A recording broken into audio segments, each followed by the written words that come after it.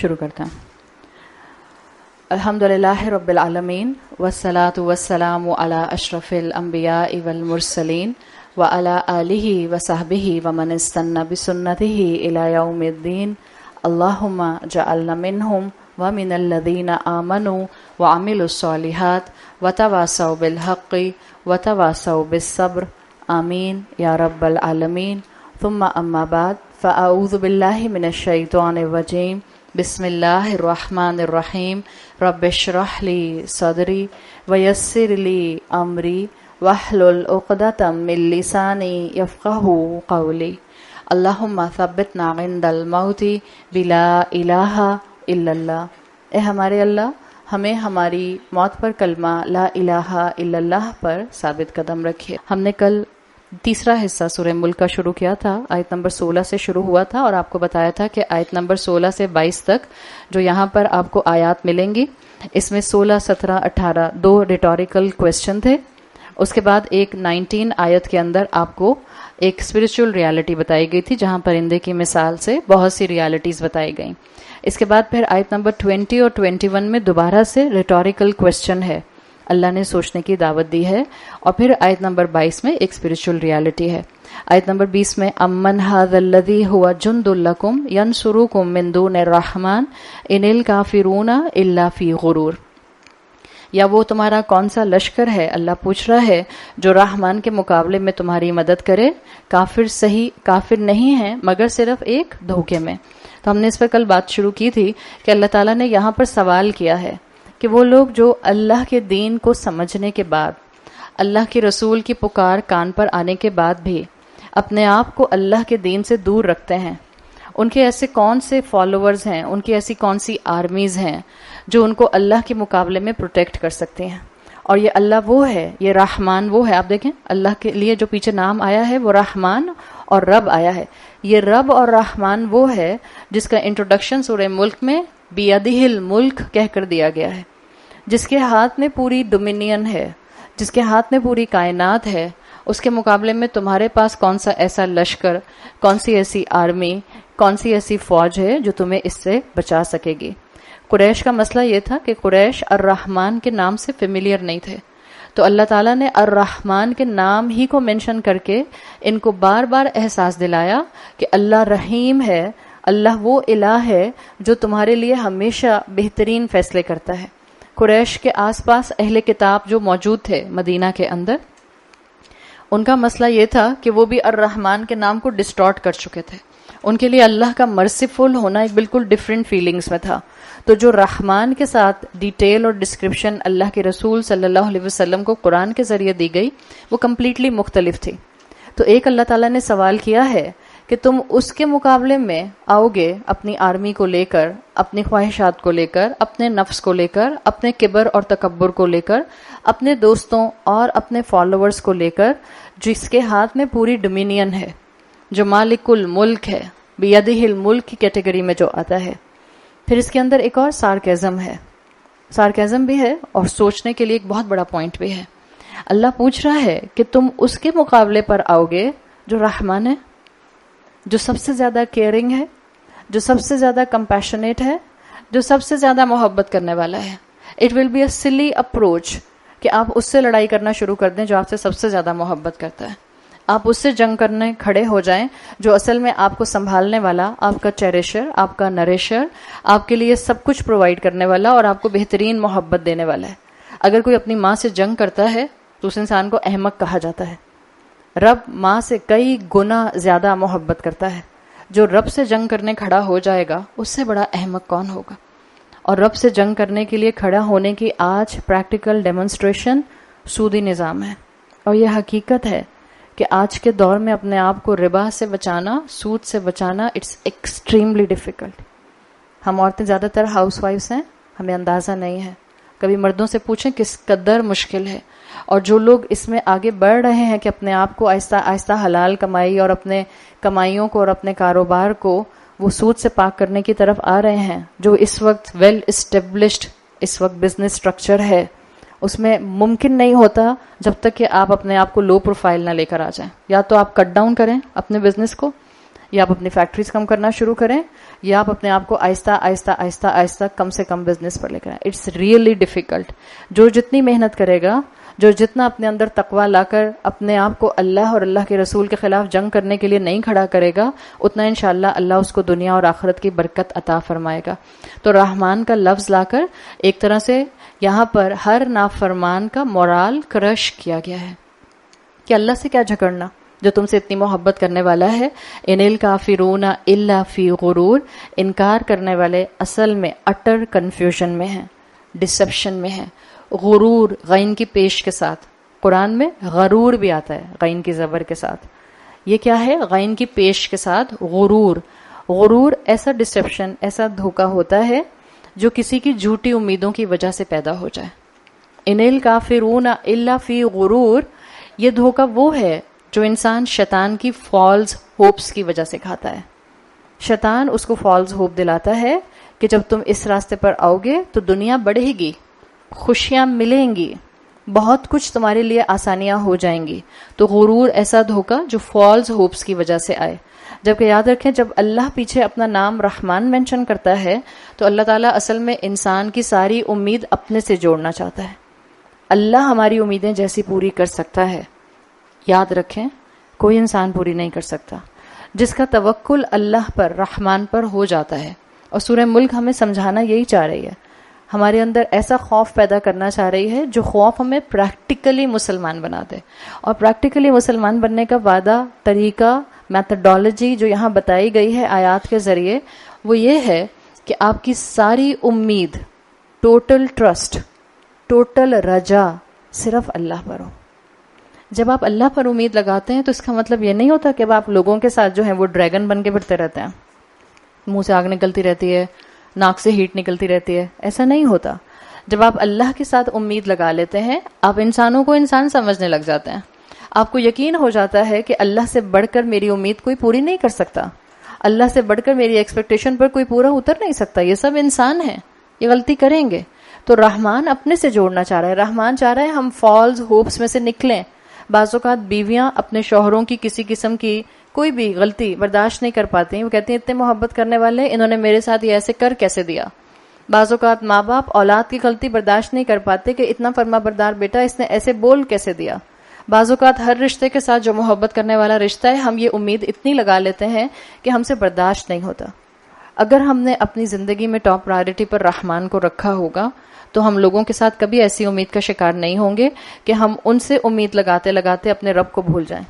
اور ایک بات آپ دیکھ لیجئے گا، جب آپ لوگوں سے امیدیں لگاتے ہیں اور لوگ آپ کی امیدوں پر پورا نہیں اترتے، 99% انسان لوگوں سے بدگمان کم اور اللہ سے بدگمان زیادہ ہوتا ہے.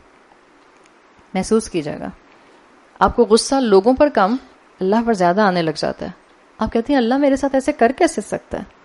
میں تو نماز پڑھتی ہوں، میں تو روزہ رکھتی ہوں، میں تو قرآن کی کلاس میں جاتی ہوں، اللہ نے صرف میرے ساتھ ہی ایسا کیوں کیا؟ وائی می، میں ہی کیوں؟ اور آپ دیکھیں شیطان نے آپ کو کیسا دھوکے کا، ڈسیپشن کا شکار کیا. اس نے آپ کو لوگوں سے جھوٹی امیدیں دلوائیں اور جس سے آپ کو ساری امید باندھنی چاہیے تھی اس سے آپ کو بدگمان کر دیا. اس کو کہتے ہیں غرور. تو اللہ تعالیٰ نے کہا کہ اگر تم رحمان کو زندگی میں چھوڑ دو گے اور اپنے دوسرے لشکروں کو فوکس میں رکھو گے تو تمہاری زندگی صرف اور صرف غصے کا شکار ہو جائے گی. آپ دیکھیں جو لوگ دین سے دور ہوتے ہیں، جو لوگ لوگوں سے ایکسپیکٹیشن زیادہ رکھتے ہیں، ان لوگوں کا بی پی زیادہ ہائی رہتا ہے، ان کو غصہ زیادہ آتا ہے، ان کو ہر بات پہ غصہ آتا ہے، وہ ایگوئسٹک زیادہ ہو جاتے ہیں. جتنے دنیا میں ایگنوسٹک لوگ ہیں، اگر آپ ان کی باتیں سنیں، اگر آپ ان کی کتابیں پڑھیں، اگر آپ ان کے انٹرویو سنیں، اگر کبھی آپ کو ان سے بات کرنی پڑ جائے، اتنے ایگوئسٹک ہوتے ہیں، اتنے غصے والے ہوتے ہیں کہ ان کے اندر برداشت بہت کم ہوتی ہے. جس کے اندر دین کا ایسنس آتا جائے گا، جس کے اندر رسول اللہ کا اخلاق آتا جائے گا، اس کے اندر نرمی آتی جائے گی، اس کے اندر برداشت آتی جائے گی. تو ایک سوال یہ ہے کہ اللہ کے علاوہ، رحمان کے علاوہ تمہارا کون سپورٹر ہے جو تمہیں رحمان سے زیادہ محفوظ رکھ سکتا ہے؟ کون ہے جو تمہاری رحمان سے زیادہ امیدیں پوری کر سکتا ہے؟ دوسرا سوال آیت نمبر 21 میں آیا، امن ھذا الذی یرزقکم ان امسک رزقہ بل لجوا فی عتو ونفور. یا ایسا کون ہے جو تمہیں رزق دے اگر وہ اپنا رزق روک لے. بل لجوا فی عتو و نفور، اصل میں حقیقت یہ ہے کہ تم نفرت میں جھگڑالو اور سٹربن ہو رہے ہو. بل لجوا فی عتو و نفور. اللہ تعالیٰ نے یہاں مینشن کر دیا کہ انسان سمجھتا ہے کہ کوئی بات نہیں، اگر میں نے اللہ کی عبادت نہ کی، اتنی نعمتیں بھی تو دنیا میں ملی. بعض اوقات بعض لوگوں کو نعمتیں ملنا دھوکے کا شکار کر دیتا ہے، اس لیے کہ ایک طرف زندگی میں اللہ کی نافرمانیاں ہوتی ہیں، دوسری طرف رزق برس رہا ہوتا ہے. بعض اوقات یہ دوسرے لوگوں کے لیے بھی چیز امتحان بن جاتی ہے. ایک دو لوگ ہیں، ایک اللہ کی محنت، اللہ کی لگن میں محنت کرتا ہے، اللہ کے دین پر عمل کرنے کے لیے کوشش کرتا ہے، رزق حلال کمانے میں دن رات ایک کرتا ہے، لیکن اس کو اتنا مال نہیں ملتا، اور وہ دوسرے انسان کو دیکھتا ہے جو حرام کماتا ہے، جو بغیر کسی سٹینڈرڈ کے، شریعہ سٹینڈرڈ کے جاب کرتا ہے یا بزنس کرتا ہے، اور اس کے اوپر رزق ابل رہا ہے. تو یہ جو محنت کر رہا ہوتا ہے اللہ کے راستے میں، بعض اوقات اس کے قدم ہلنا شروع ہو جاتے ہیں. یہ کہتا ہے میں تو اللہ کی عبادت کر رہا ہوں، تو مجھے کیوں نہیں یہ برکت مل رہی؟ اور جس کو یہ مل رہا ہوتا ہے نافرمانیوں کے ساتھ، یہ اس کے لیے بھی امتحان بن جاتا ہے. یاد رکھیں، ایک اصول علماء دیتے ہیں، اللہ کی نافرمانی زندگی کا حصہ ہو، یعنی گناہ ایز اے لائف سٹائل شامل ہوں، اور رزق برس رہا ہو، تو یہ اللہ کی طرف سے ڈھیل ہے، استدراج ہے. اللہ نے چھوڑ دیا ایسے بندے کو. اگر دنیا میں زندگی میں گناہ موجود ہیں اور رزق برس رہا ہے، تو یہ اللہ کی طرف سے استدراج ہے. اگر دنیا میں اللہ کے دین پر چلنے کی لگن اور کوشش ہے، لیکن رزق میں تنگی ہے، اللہ بندے کو آزما رہا ہے، امتحان ہے، نعمت کو کم کر کے اللہ آزما رہا ہے. ایک انسان نیک ہے، اللہ کے راستے پر چلنے کی کوشش کرتا ہے، رزق حلال کے ذریعے اپنے گھر والوں کو چلانے کی کوشش کرتا ہے، اور اللہ رزق دے رہا ہے، الحمدللہ. یہ نہیں کہ ہمارا مائنڈ سیٹ بن جائے کہ نیک انسان، متقی انسان پیسے والا ہو ہی نہیں سکتا. یہ مائنڈ سیٹ بھی نہیں بننا چاہیے. We need to maintain the balance. ہم میں سے ہر ایک کو اپنی فکر کرنی ہے. میں نے اپنی قبر میں جانا ہے، آپ نے اپنی قبر میں جانا ہے. ہم نے اپنے اپنے آپ کو اللہ کے سامنے حساب دینے کے لیے کھڑے کرنا ہے. تو اپنے آپ کو اللہ کے سامنے جب حساب دینے کھڑے کرنے رکھیں گے، تو ہم دیکھ لیں کہ ہم کہاں زندگی میں ڈیفائنس پر ہیں. کیا ہم بھی کبھی کبھی زندگی میں گناہوں کا لائف سٹائل اڈاپٹ کرتے ہیں اور اس کے بعد اللہ کو بھول جاتے ہیں؟ تو یہ سوال ہم سے بھی ہے کہ جس رب نے تم کو رزق دیا ہے، جس کی سسٹیننس پر تمہارا جسم اتنی طاقت اور سٹیمنا رکھتا ہے، جس کی دی ہوئی طاقت سے تم 2 پیروں پر چلتے ہو، اور ان 2 پیروں پر چل کر تم کسی میوزک کانسرٹ میں کھڑے ہو جاتے ہو، اور پھر بندروں والی جو بھی حرکتیں کرتے ہو، اسی رب کے دیے ہوئے رزق سے جو طاقت ملی تھی اسی سے کر رہے ہو نا. تو بھول کیوں جاتے ہو کہ وہ کسی وقت بھی پکڑ سکتا ہے. پولیٹیکل سائنس کے 2 اصول، بلکہ ایک ہی اصول ہے پولیٹیکل سائنس کا، جس کو وہ کہتے ہیں peace and prosperity. These are the 2 basic thing to make the foundation of any society. Political science, sociology میں this is the main role. آیت نمبر 20 اور 21 میں آپ کو یہ دونوں رولز خوبصورتی سے کنیکٹ ہوتے ہوئے ملتے ہیں. پیس مینٹین نہیں ہو سکتا اگر زندگی میں توحید نہ ہو. پراسپیرٹی نہیں آ سکتی اگر رب کی اطاعت نہ ہو. وہ ہوگا، وہ مراج ہوگا، دھوکہ ہوگا. آپ دیکھیں پچھلی آیت میں آرمی کی بات تھی. پولیٹیکل سائنس کے اصول کے مطابق پیس مینٹین کرنے کے لیے ملک ہمیشہ سے آرمیز اپنی گرو کرتے ہیں، اس لیے کہ ہماری جتنی بڑی آرمی ہوگی اتنا دشمن ملک کے اوپر ایک روب رہے گا اور وہ ہم پر حملہ نہیں کریں گے. تو اللہ نے کہا ٹھیک ہے، چلو آرمی تمہاری بڑی ہو گئی، تم نے اپنی آرمی بنا لی، اور تمہیں لگتا ہے کہ ہم اپنی آرمی سے بڑے پیسفل ہو گئے. تو جس آرمی کو تم کھانا کھلاتے ہو، رزق کھلاتے ہو، سسٹیننس دیتے ہو، وہ کس کی دی ہوئی ہے؟ وہ بھی تو اللہ کی دی ہوئی ہے. تو جہاں آپ ملکوں کے بیسس پر یہ سوچ لیں، پراسپیرٹی، سروائیول، آرمی کا رزق، یہ سب کنیکٹڈ ہے. وہاں انڈیویجول کیپیسٹی میں بھی سوچ لیں. اللہ کی نافرمانیوں کے باوجود اگر ہم زندہ ہیں، صحت مند ہیں، اپنے کانوں سے سن سکتے ہیں اور اپنی آنکھوں سے دیکھ سکتے ہیں، اپنی زبان سے بول سکتے ہیں اور اپنے دماغ سے کمپریہینڈ کر سکتے ہیں، تو یہ اللہ کی طرف سے ہمیں اس وقت چھوٹ ملی ہوئی ہے، مہلت ملی ہوئی ہے. یہ رزق اللہ کا ہے. ان امسک رزقہ، کل کی بات یاد ہے؟ رزقہ، کس کا رزق ہے؟ اسی کا ہے. وہ چاہے گا تو کھینچ لے گا، ہے ہی اسی کا. کیا کریں گے اگر وہ کھینچ لے گا؟ تو جگایا گیا ہے ریٹوریکل کوشچن کے ذریعے کہ اللہ کی نافرمانیوں میں اپنی زندگیوں کو نافرمانیوں میں مت گزارو. اللہ نے جو نعمتیں دی ہیں ان کو اللہ کی نافرمانی میں استعمال نہ کرو. And it's a high note ہم سب کے لیے جو ہم اپنے ساتھ ہاتھ میں پکڑ کر لے کر جائیں. اپنی آنکھیں، کان، اپنے ہاتھ اور اپنی زبان، ان کی خاص حفاظت کیجیے. جب آپ اپنے کانوں کی، اپنی آنکھوں کی اور اپنی زبان اور اپنے ہاتھوں کی حفاظت کرتے ہیں، آپ کی عقل کی حفاظت آٹومیٹک ہونا شروع ہو جاتی ہے. مت سنیں اپنے کانوں سے وہ چیز جس سے شریعت نے منع کیا ہے. مت دیکھیں وہ چیز جس سے شریعت نے روکا ہے. کتنا مشکل ہے اگر آج سے ہم فیصلہ کر لیں کہ ہم کوئی موویز نہیں دیکھیں گے. مشکل ہے؟ ہاں مشکل ہے. جس کے لیے مشکل نہیں ہے please take a step forward. جس کے لیے مشکل ہے دعا کریں. میں اس کو بھی دعا دے رہی ہوں، ہم سب بھی اس کو دعا دیں. جس کے لیے مشکل ہے کوشش کیجیے. کم کر سکتے ہیں ریڈیوس اٹ. اگر آپ دن میں 6 گھنٹے دیکھتی تھیں اب 3 گھنٹے کر دیجیے. اور ٹارگٹ دیں اپنے آپ کو کہ جلد از جلد میں 3 گھنٹے کو 1 گھنٹے پر لے آؤں گی اینڈ فائنلی اپنی زندگی میں سے اس چیز کو نکال دوں گی. آپ کی یہ جتنی یوز لیس ایکٹیویٹیز ہیں، چاہے وہ میوزک ہے، چاہے وہ ساری انٹرٹینمنٹ انڈسٹری ہے، چاہے وہ موویز ہیں یا ڈرامے ہیں یا مارننگ شوز ہیں، it's just a waste of time. It's just a waste of time. آپ قرآن کی کلاس کے بعد ٹی وی کھول کر بیٹھیں اور کسی بھی مارننگ شو کو دیکھنا شروع کریں، آپ کو لگے گا دیز آر پیتھیٹک پروگرامس. یہ کر کیا رہے ہیں، یہ ہو کیا رہا ہے. اللہ ان کو ہدایت دے. اتنا پرائم ٹائم ہے ان کے ہاتھ میں، کتنی اچھی باتیں دنیا کو بتا سکتے ہیں، ملک کو بتا سکتے ہیں. تو اپنے کانوں کی، اپنی آنکھوں کی، اپنی زبان کی اور اپنے ہاتھوں کی حفاظت کیجیے. یہ اللہ کا رزق ہے. اللہ کسی وقت بھی روک سکتا ہے. اللہ کسی وقت بھی ہم سے جو ہے وہ اس چیز کو چھین سکتا ہے. اللہ نے پچھلی آیات میں ہمیں کہا تھا ما یمسکہن الا الرحمن، پرندوں کو آسمان پر کسی نے نہیں تھاما ہوا سوائے الرحمن کے. اور وہاں پیرابل تھا انسان کے لیے بھی. ہم بائی ڈیفالٹ موت میں چلے جاتے ہیں.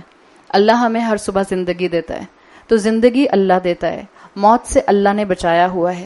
رزق اللہ دیتا ہے، سسٹیننس اللہ دیتا ہے، چلنے کی، بولنے کی، سننے کی، دیکھنے کی طاقت اللہ دیتا ہے. تو پھر انسان اس رب سے دور کیوں بھاگتا ہے؟ وجہ بتا دی. بل لجوا فی عتو و نفور. یہ ہے نافرمان کا مائنڈ سیٹ. پیچھے صورت میں پہلے حصے میں یاد ہے وہاں آیا تھا کہ جب فرشتے پوچھیں گے کہ تمہارے پاس کوئی نذیر نہیں آیا تھا، تو وہ کہیں گے ہاں آیا تھا. مسئلہ کیا تھا ہمارا؟ ہم نے سنا نہیں اور عقل سے کام نہیں لیا. اب اس آیت میں مفسرین کہتے ہیں، آیت نمبر 21 میں ان کے نہ سننے کی ریزن بتائی گئی ہے. سنتے کیوں نہیں تھے؟ سن کیوں نہیں پاتے تھے؟ کیا بہرے تھے؟ نہیں، لجاج کا شکار تھے. پہلی چیز، لجاج کہا جاتا ہے ایکسٹریملی جھگڑالو، جس کو آپ کہتے ہیں نا بہت ہائپر ہو کر بات کرنے والا. بعض لوگ ہوتے ہیں جن کو آپ ان کی غلطی بہت محبت سے اور بہت پولائٹلی بھی اگر پن پوائنٹ کریں، وہ لٹرلی ایکسپلوڈ ہو جاتا ہے. بعض لوگ ہوتے ہیں جن کے ساتھ آپ کو معلوم ہوتا ہے کہ میں اختلاف رکھتے ہوئے ان سے بات نہیں کر سکتی، دے ول جسٹ برسٹ اپ. بعض لوگوں کے ساتھ آپ گفتگو نہیں کر پاتے اس لیے کہ ان کے اندر برداشت ہوتی ہی نہیں ہے، اور یہ سامنے والے کو ان کے پاس دلائل نہیں ہوتے. لجاج جو کیٹیگری عربی زبان میں آتا ہے، جس کے لیے یہاں پر لجو آیا ہے فعل، لجو کا مطلب ہوتا ہے ایک ایسا انسان جو اتنا آرگیومنٹیٹیو ہے کہ دلیل نہیں ہوتی اس کے پاس. یہ سامنے والے کو اپنی آواز کی اونچائی اور ہائی پچ سے کنٹرول کرتا ہے. اگر ہمیں لگتا ہے کہ ہم کسی کی اچھی بات سن کر ایک دم سے ہائی پچڈ ہو جاتے ہیں، اگر ہمیں لگتا ہے کہ جب ہمیں اماں اچھی بات بتانے لگتی ہیں، آپ نے کبھی نوٹ کیا ہے بچوں کو آپ اچھی باتیں بتاتے ہیں، بچے پہلے ہی جملے پر اماں کے اتنا ہائپر ہو کے بولتے ہیں، اماں کہتی ہیں اے ہیلو تمہیں کیا ہو گیا، کیا ریڈ بل پی کر آئے ہو؟ ایک دم سے بچے اونچے بولنا شروع کر دیتے ہیں. دس از دا کیٹیگری آف لجاج. اور اگر اس کو روکا نہ جائے ٹینڈنسی کو، تو پھر یہ پرسنالٹی آگے جا کر ایسی پرسنالٹی بن جاتی ہے جس میں انسان آرگیومنٹیٹیو ہو جاتا ہے. اور سامنے والے کو شٹ اپ کرانے کا طریقہ کیا ہوتا ہے؟ دلیل نہیں ہوتی، صحیح بات نہیں ہوتی، آواز کی ٹون اور آواز کی پچ ہوتی ہے. تو یہ سنتے کیوں نہیں تھے؟ یہ سننا چاہتے ہی نہیں تھے. کوئی سنانا شروع کرتا تھا، کوئی اچھی بات بتانا شروع کرتا تھا، یہ لاؤڈ ہو کر شاؤٹ کر کے اس کو چپ کرا دیا کرتے تھے. اچھا بس دین کی بات کرنے کی ضرورت نہیں ہے. اچھا بس جسٹ چینج دا ٹاپک. اچھا بس لیکچر مت سٹارٹ ہو جائے دوبارہ سے. یہ انداز، دس از لجاج. لجو اس کے لیے آیا ہے. ایک اور کیٹیگری، ایک اور میننگ اس لجو کے اندر آتے ہیں جو اسکالرز مینشن کرتے ہیں، وہ یہ کہ یہ انسان کا ایک ایسا آرگیومنٹیٹو نیچر ہوتا ہے لجاج کا، جس کے اندر انسان اپنی غلطی کو ماننے کے باوجود ایڈمٹ نہیں کرتا. اس لیے تو یہ سنتے نہیں تھے. قریش کے ایسے بہت سے لوگ تھے جو دل میں سمجھ گئے تھے یہ کلام ایکسٹرا آرڈینری ہے. جبھی تو ابو جہل بھی سنیک کرتا تھا رسول اللہ صلی اللہ علیہ وسلم کی دیوار کے پاس جا کے مکہ میں اور سنا کرتا تھا، اس لیے کہ اس کو اس کلام میں حلاوت ملتی تھی، تاثیر ملتی تھی، لیکن اپنی ٹرائبل ایلیجنس کی وجہ سے ایکسیپٹ نہیں کر سکا. دس از لجاج. غلطی مانی دل کے اندر، زبان نے ایکسیپٹ نہیں کیا. یہ ہے لجاج کی کیٹیگری. اور پھر ایسا انسان سننے کو تیار نہیں ہوتا، اس لیے کہ پھر ایسا انسان آؤٹ آف پرائڈ اپنی پوزیشن نہیں چھوڑتا. اسی لیے لجاج والے انسان کے اندر جو تیسرا کمپوننٹ آپ کو نظر آئے گا وہ ہے ان کا ایگوئسٹک ہونا، نہایت متکبر. متکبر انسان ہوں گے جو جہنم میں پہنچیں گے. متکبر انسانوں کو یہاں ایڈریس کیا گیا ہے. یہ سنتے کیوں نہیں تھے؟ ایروگینٹ تھے. یہ سنتے کیوں نہیں تھے؟ آرگیومنٹیٹو تھے. یہ سنتے کیوں نہیں تھے؟ یہ غلطی کو ماننے کے باوجود اپنی پوزیشن کو چھوڑنا نہیں چاہتے تھے، اس لیے کہ وہ ان کے لیے انسلٹنگ ہوتا اپنی پوزیشن، اپنی رائے سے واپس جانا. تو اللہ تعالیٰ نے فرمایا یہ اگر اللہ ان کا رزق روک لے تو کہاں سے رزق لے کر آئیں گے؟ اصل میں بل لجو، اصل میں یہ لجاج کا شکار ہیں. یہ اپنے ایمان کو چھپاتے پھرتے ہیں، یہ ایگوئسٹک ہیں. اور کس کا شکار ہیں؟ فی اتوون. کیوں چھپاتے ہیں؟ اتوف کہتے ہیں اتجاوز عن الحد، باؤنڈری کراس کرتے رہنا. ان کے اندر اپنی خواہشات کی باؤنڈریز ہر وقت کراس ہوتی رہتی ہیں. دیکھیں خواہشات اللہ نے انسانوں کے اندر ڈالی ہیں. اللہ نے انسانوں کو خواہشات دی ہیں، چاہے دنیا کی محبت ہو کسی لیول پر جہاں تک انسان اس کو استعمال کرے، چاہے وہ ایک دوسرے کی محبت ہو، چاہے رشتوں کی محبت ہو، لیکن اس کے اندر تجاوز عن الحد اگر نہیں ہے تو وہ ساری محبتیں، وہ ساری خواہشات ٹھیک ہیں. یہ جو ایگوئسٹک انسان ہے جو آخرت میں جہنم میں پہنچ جائے گا، اس کا ایگو اتنا بڑا ہے کہ یہ ہمیشہ حدیں کراس کرتا ہے اپنی خواہشات پوری کرنے کے لیے. بس میری مرضی، مجھے یہ چیز ابھی چاہیے. دس از عطو. ہر وقت باؤنڈریز کراس کرتے رہنا، ہر وقت حدود توڑتے رہنا. نفور، نفور نفرت کے ساتھ فرار ہونا، دین کی بات سن کر ریولجن آنا اور پھر ریولجن کے ساتھ وہاں سے دور ہو جانا. I just can't stand with these ladies. برقعے والی، یہ والا مائنڈ سیٹ. بعض خواتین کسی گیدرنگ میں آتی ہیں، اب وہ بیچاری گیدرنگ میں آئیں، 50 عورتیں بیٹھی ہیں جس میں سے 48 نے عبایا پہنا ہوا ہے، خود انہوں نے پہنا ہوا نہیں ہے. اب وہ ڈھونڈ کر اس 49 کے پاس جا کے بیٹھتے ہیں جس نے عبایا نہیں پہنا ہوتا. کیوں؟ کمفرٹیبل فیلنگز نہیں ہوتی. جب انسان اپنے اندر اپنے ضمیر کو مار دیتا ہے. اور ہر مسلمان عورت، آپ دنیا میں تمام مسلمان عورتوں کو اس وقت جنرلی اگر دیکھیں، جنرلی ہر مسلمان عورت جانتی ہے حجاب از پارٹ آف اسلام. جو نہیں کرتی اس کے دل کے اندر اپنا گلٹ ہوتا ضرور ہے، اور وہ گلٹ مبارک ہوتا ہے جب تک وہ گلٹ اندر سے آتا رہے گا. لیکن یہ گلٹ ہر وقت نہیں آتا ہے. ہدایت وہ غیور مہمان ہے جو ایک دفعہ دروازہ کھٹکھٹاتی ہے، دوسری دفعہ کھٹکھٹاتی ہے، تیسری دفعہ آپ نہیں کھولیں گی وہ چلی جاتی ہے. بار بار ہدایت نہیں ملتی ہے. دل سخت ہو جاتے ہیں، دل بند ہو جاتے ہیں، دل کے تالے ایسے زنگ زدہ ہو جاتے ہیں کہ پھر وہ کھولے نہیں چاہتے ہیں. تو یہ کیا ہے؟ یہ جو یہاں پر لفظ آیا نفور، نفرت سے فرار ہو جانا، دین کی باتوں سے نفرت ہونا، دین والوں سے نفرت ہونا، دین کے عمل میں آگے بڑھنے سے ایک دم سے ریولجن آنا. یہ کیا ایکسٹریمزم ہے؟ یہ کیا ہر چیز پر بین لگاتے رہتے ہیں؟ یہ کیا ہر چیز کو کہتے رہتے ہیں in Islamic, in Islamic, in Islamic? یہ ہے نفور. یہ مائنڈ سیٹ ہے اس انسان کا جو جہنم کے منہ پر کھڑا ہو کر فرشتے کے سوال پر جب جواب دے گا، جب فرشتہ پوچھے گا کیا کوئی ڈرانے والا نہیں آیا تھا، وہ کہے گا آیا تھا، ہم نے سنا نہیں اور عقل سے کام نہیں لیا. وجہ یہاں بتائی گئی ہے آیت نمبر 21 میں، اس لیے کہ ان میں لجاج تھا، عطوف تھا، اور نافرمان تھے. اس میں اسکالرز کہتے ہیں اس میں تصویر ہے اس انسان کی جس انسان کو دنیا میں بے تحاشا نعمتیں ملی، لجاج ہو، حد سے بڑھنا ہو، نفرت سے دین سے فرار ہونا ہو.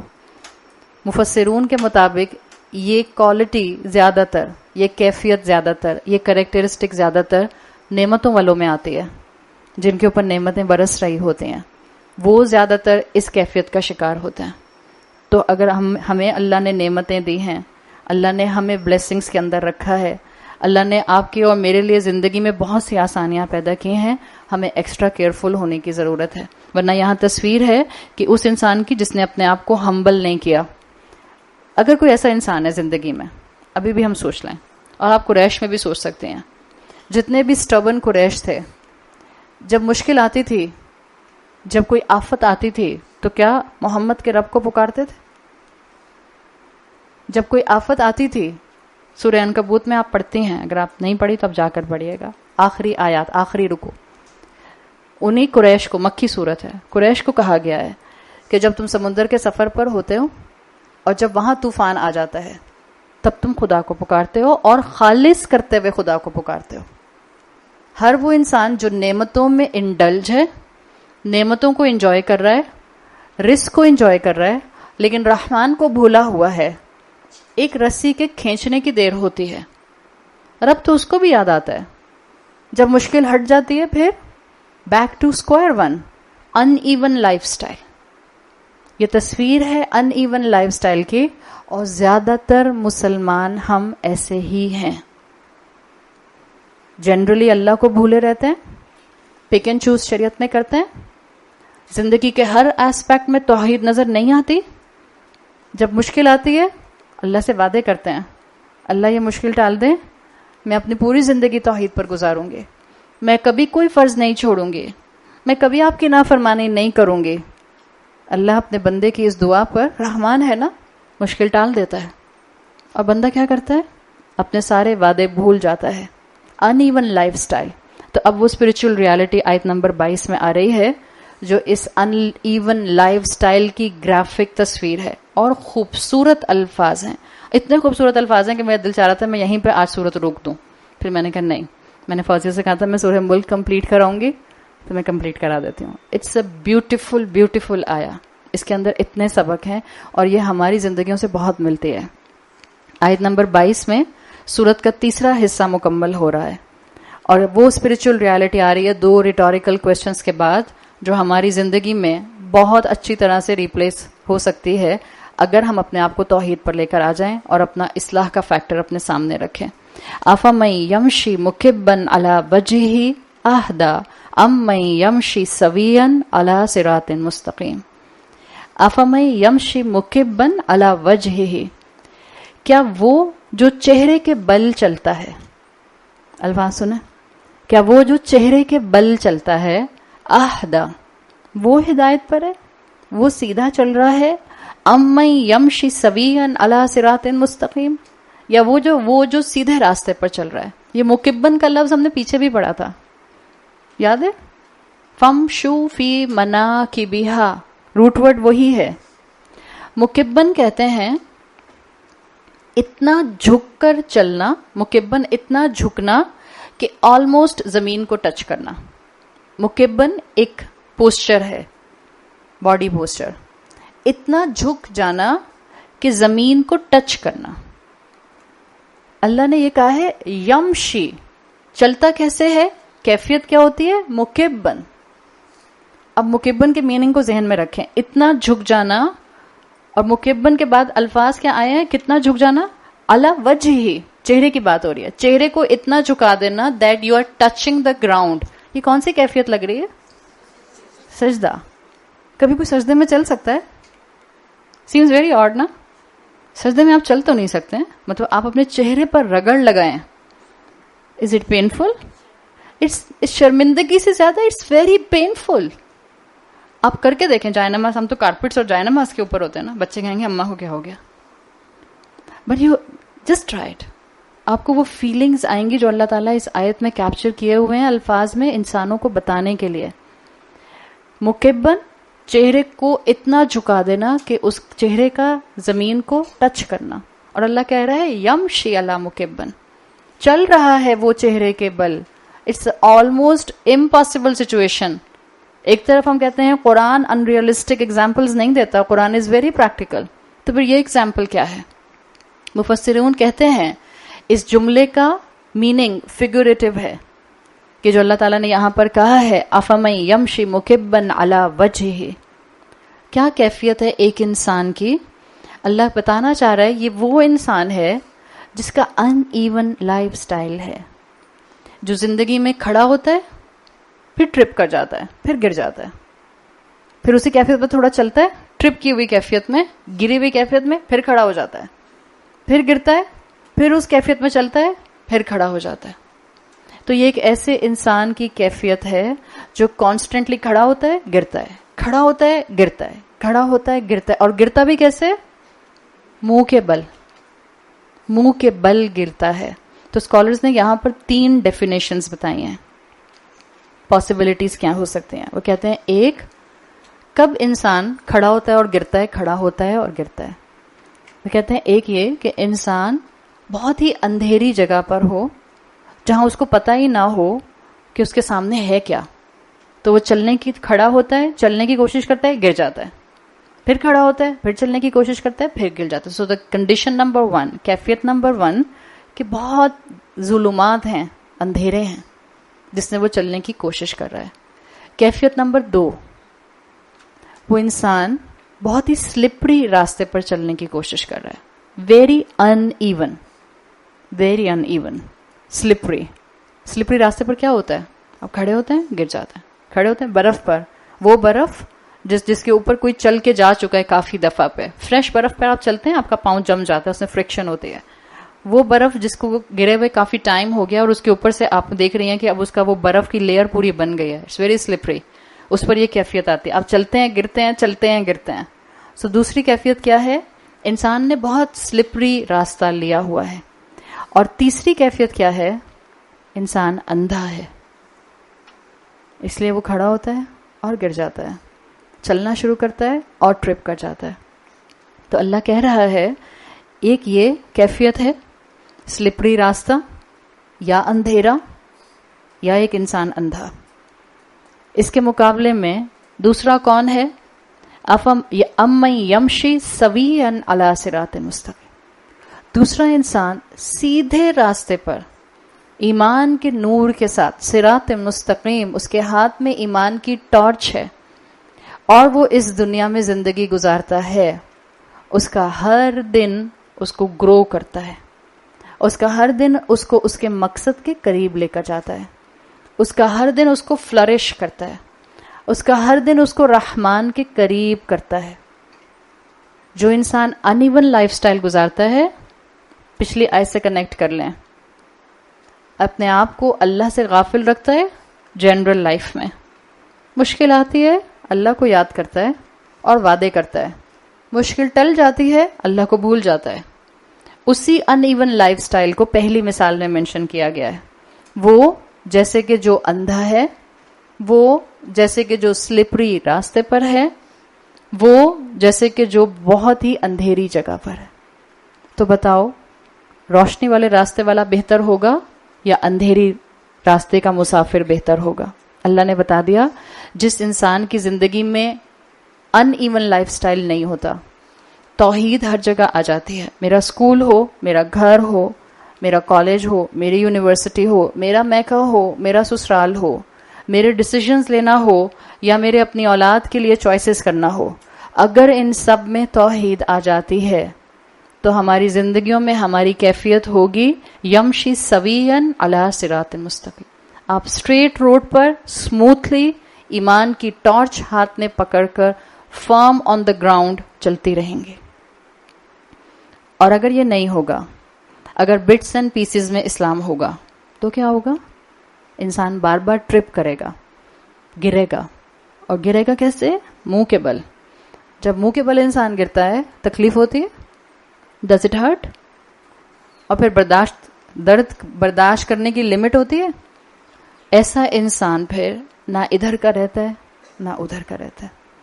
جبھی پیسے کے باوجود، دنیا کے باوجود، مال و دولت کے باوجود، بے تحاشا اپنا بینک بیلنس ہونے کے باوجود پیسوں والے لوگ سوسائڈ کر لیتے ہیں، شہرت والے لوگ سوسائڈ کر لیتے ہیں، بہت دنیا کا مال ہونے کے باوجود ڈپریشن کی وجہ سے، سٹریس کی وجہ سے انسان اپنے آپ کو کمروں میں بند کر لیتا ہے. دنیا ہاتھ میں موجود ہے، انجوائے کرنے کے قابل نہیں ہے. کیوں؟ In even life style. جس دن انسانوں کو یہ حقیقت سمجھ آ گئی، ہم انسان اپنی دنیا میں کبھی ایسا نہیں کھوئیں گے کہ ہم اللہ کی نافرمانی اور اللہ کے دین کو پیرالل لے کر چلتے رہیں. جس دن ہم انسانوں کو یہ حقیقت سمجھ آ گئی، ہماری زندگی کے ظلمات دور ہونا شروع ہو جائیں گے. اگر ہم اپنی زندگی میں اللہ کی فرما برداری اور اللہ کی نافرمانی کا کمبینیشن لے کر چل رہے ہیں، یاد رکھیں کچھ راستہ اسموتھ ہوگا، کچھ راستہ سلپری ہوگا، اور سلپری راستہ جیسے ہی آئے گا ہم گریں گے، اور گریں گے تو چوٹ لگے گی. جب چوٹ لگے گی تو وہ جو شیطان ہے وہ فوراً آ کر کس سے بدگمان کرے گا؟ اللہ سے بدگمان کرے گا. تو جو 4 نیکیاں ہاتھ میں ہوں گی ان سے بھی دور کر دے گا. یہ ہم انسانوں کے لیے بہترین مثال ہے. اللہ نے کہا ہے آنکھوں والا اور اندھا برابر نہیں ہو سکتے. زندگی میں ایک طرف ہو جائیے. کیسا انسان ہے وہ جس نے اپنے 2 پاؤں 2 کشتیوں میں رکھے ہوئے؟ اسٹیبل کھڑا رہ سکتا ہے؟ ایک ہی کشتی میں آپ کے 2 پاؤں تو آپ کی حالت کیا ہو رہی ہوتی ہے؟ ہم لوگ جن کو یوزلی کشتی میں کھڑے ہونے کی عادت نہیں ہوتی ہے، آپ نے کہا 2 کشتیوں میں 2 پاؤں رکھے ہوں، انسٹیبلٹی آپ کو اندازہ ہو سکتی ہے کتنی ہوگی. ایک راہ کے مسافر بن جائیے. کب تک اس طرح کرتے رہیں گے؟ کب تک دروازوں میں لٹکتے رہیں گے؟ مناکبہا فامشوا فی مناکبہا، یاد ہے نا؟ مکبن اسی سے بنا ہے. کب تک دین کے کنارے کنارے پر چلتے رہیں گے؟ کنارے کنارے پر کون چلتا ہے اسلامک ٹرمینالوجی میں؟ دین کے منافق. جب دین کی طرف سے کامیابی ملتی ہے دین کی سائٹ پر آ جاتا ہے. جب اس کو لگتا ہے دین پر چلنے کی وجہ سے مشکل آنے والی ہے بھاگ کر دوسری سائٹ پر چلا جاتا ہے. کناروں کناروں پر صرف اور صرف منافق چلتا ہے. ادخلوا فی السلم کافہ، دین میں پورے کے پورے داخل ہو جاؤ. ہاں کوئی انسان گریجولی ابھی کسی سٹیج پر ہو سکتا ہے کہ ابھی وہ اپنے اندر اتنی انرجی نہیں دیکھ رہا کہ وہ اپنے آپ کو پورے کا پورا اسلام میں لے آئے. ایسے میں ایک دوسرے کو سپورٹ کرنے کی ضرورت ہے. And give your self target. آپ نہیں سمجھ سکتے، آپ نہیں برداشت کر سکتے کہ آپ کا صحت مند بچہ جب وہ 3 سال یا 4 سال کا تھا، چلیں 6 سال کا تھا تو کلاس 1 میں تھا، صحت مند بچہ فزیکلی اور مینٹلی. اب وہ ہو گیا 18 سال کا، اب وہ صرف کلاس 2 میں بیٹھا ہوا ہے. دین کے معاملے میں ہم یہی کرتے ہیں، ہم کہتے ہیں ابھی میں آہستہ آہستہ بیبی سٹیپس لے رہی ہوں. کب تک بیبی سٹیپس لیتے رہیں گے؟ the time is limited.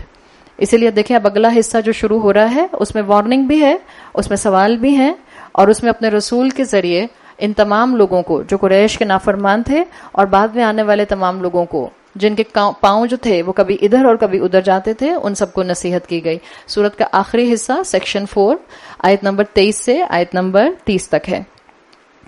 اب آپ اس میں دیکھیں گے اس میں کچھ آیات جو ہیں وہ قل سے شروع ہوں گی، یعنی اللہ کے رسول صلی اللہ علیہ وسلم کے ذریعے اب آیات کو کہلوایا جائے گا خاص طور پر.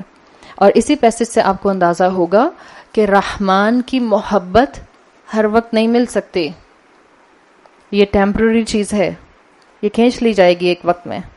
زندگی کا رزق ہمیشہ نہیں رہے گا، یہ ختم کر دیا جائے گا. ان امسک رزق، اللہ جس وقت چاہے گا اللہ امساک کی کیفیت ڈیولپ کر دے گا، اللہ روک لے گا.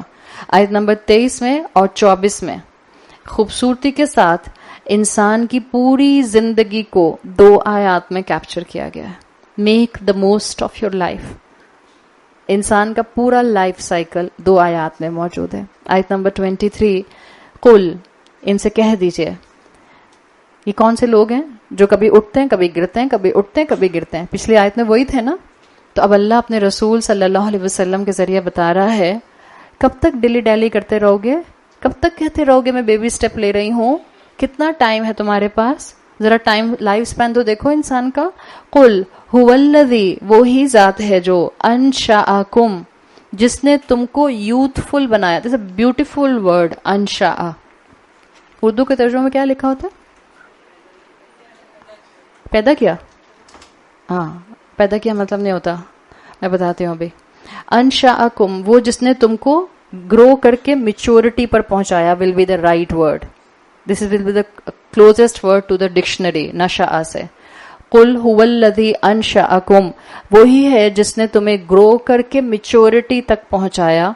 वजअल लकुमुस समअ वल अबसारा वल अफइदा, और उसने तुमको समाअत दी, उसने तुमको बसारत दी. वल अफइदा, उसने तुमको दिल दिए. कलीलम मा तशकुरून, ताज्जुब है कितने कम हैं जो शुक्रगुजार होते हैं. नशा का मतलब होता है, देखिए पैदा करना, समझ लें कि बहुत सतही मफहूम लिखा हुआ है इसका. नशा का मतलब होता है किसी को पैदा करना, फिर उसको स्प्राउट करना. जमीन में आपने बीज डाला, फिर कुछ दिन के बाद वो बाहर निकलता है सीडलिंग की शक्ल में. फिर आपको कितने दिन तक उसकी हिफाजत करनी होती है, फिर कहीं जाके वो एक पौधा बनता है, और फिर कहीं जाकर वो एक स्टेबल दरख्त बनता है. नशा कहते हैं किसी चीज का स्प्राउट करना, राइज करना, और अपनी मैच्योरिटी पर पहुंच जाना. This is the meaning of नशा एज कंपेयर टू खलका. खलका सिंपल पैदा करना. याद है आपको मैंने फतरा का मफहूम भी बताया था, अब आपको फतरा भी याद रहेगा इंशाल्लाह, लिखा होगा आपने. तो नशा होता है किसी चीज को इतना ग्रो करना, उसको फैलाने के बाद, उसको स्प्राउट करने के बाद कि वो अपने स्टेमिना पर, अपने क्लाइमेक्स पर पहुंच जाए. किसी चीज को फुल मैच्योरिटी तक पहुंचाना. अगर आप शान नज़ूल के पॉइंट ऑफ व्यू से देखें, जो कि मक्की दौर है, तो इसी आयत में मक्का वालों को भी अल्लाह ने सोचने पर मजबूर किया. मक्का वाले क्या थे? अगर मक्का वालों के पास आबे जमजम ना होता तो मक्का की वैली कभी आबाद ना होती. इब्राहिम अलैहिस्सलाम बीबी हाजरा को और इस्माइल अलैहिस्सलाम को यहाँ छोड़कर गए थे.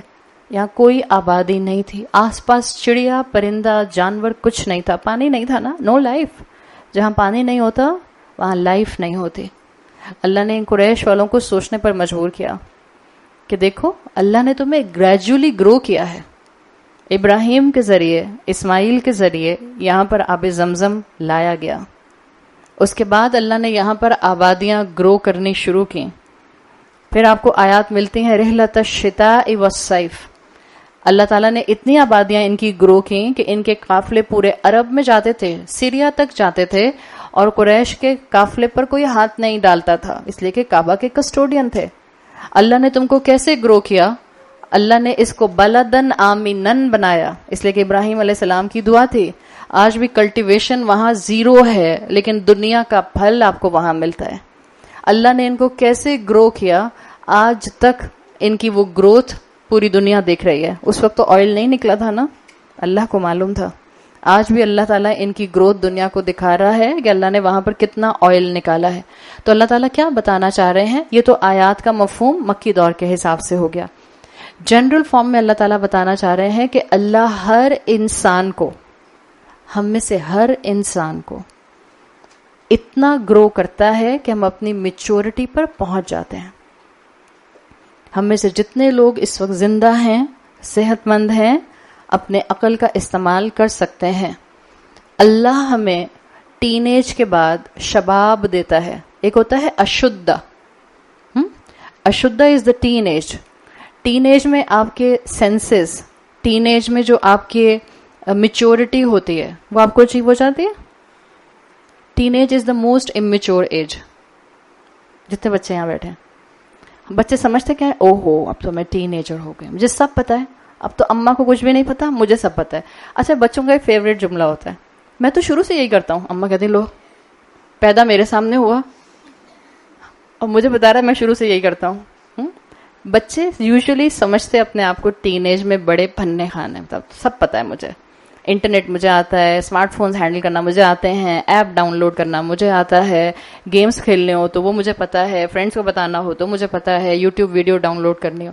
इंसान समझता है कि वो अपनी जवानी में अपनी मैच्योरिटी पर आ गया. But teenage is not the maturity वाली as, it's the most immature as. आप देखें जो टीनेज बच्चे होते हैं वो जब गुस्सा करते हैं तो कुछ ज्यादा ही गुस्सा करते हैं, हंसते हैं तो ओवरली हंसते हैं कि अम्मा परेशान हो जाती हैं दूसरे कमरे से किसी क्या हो गया.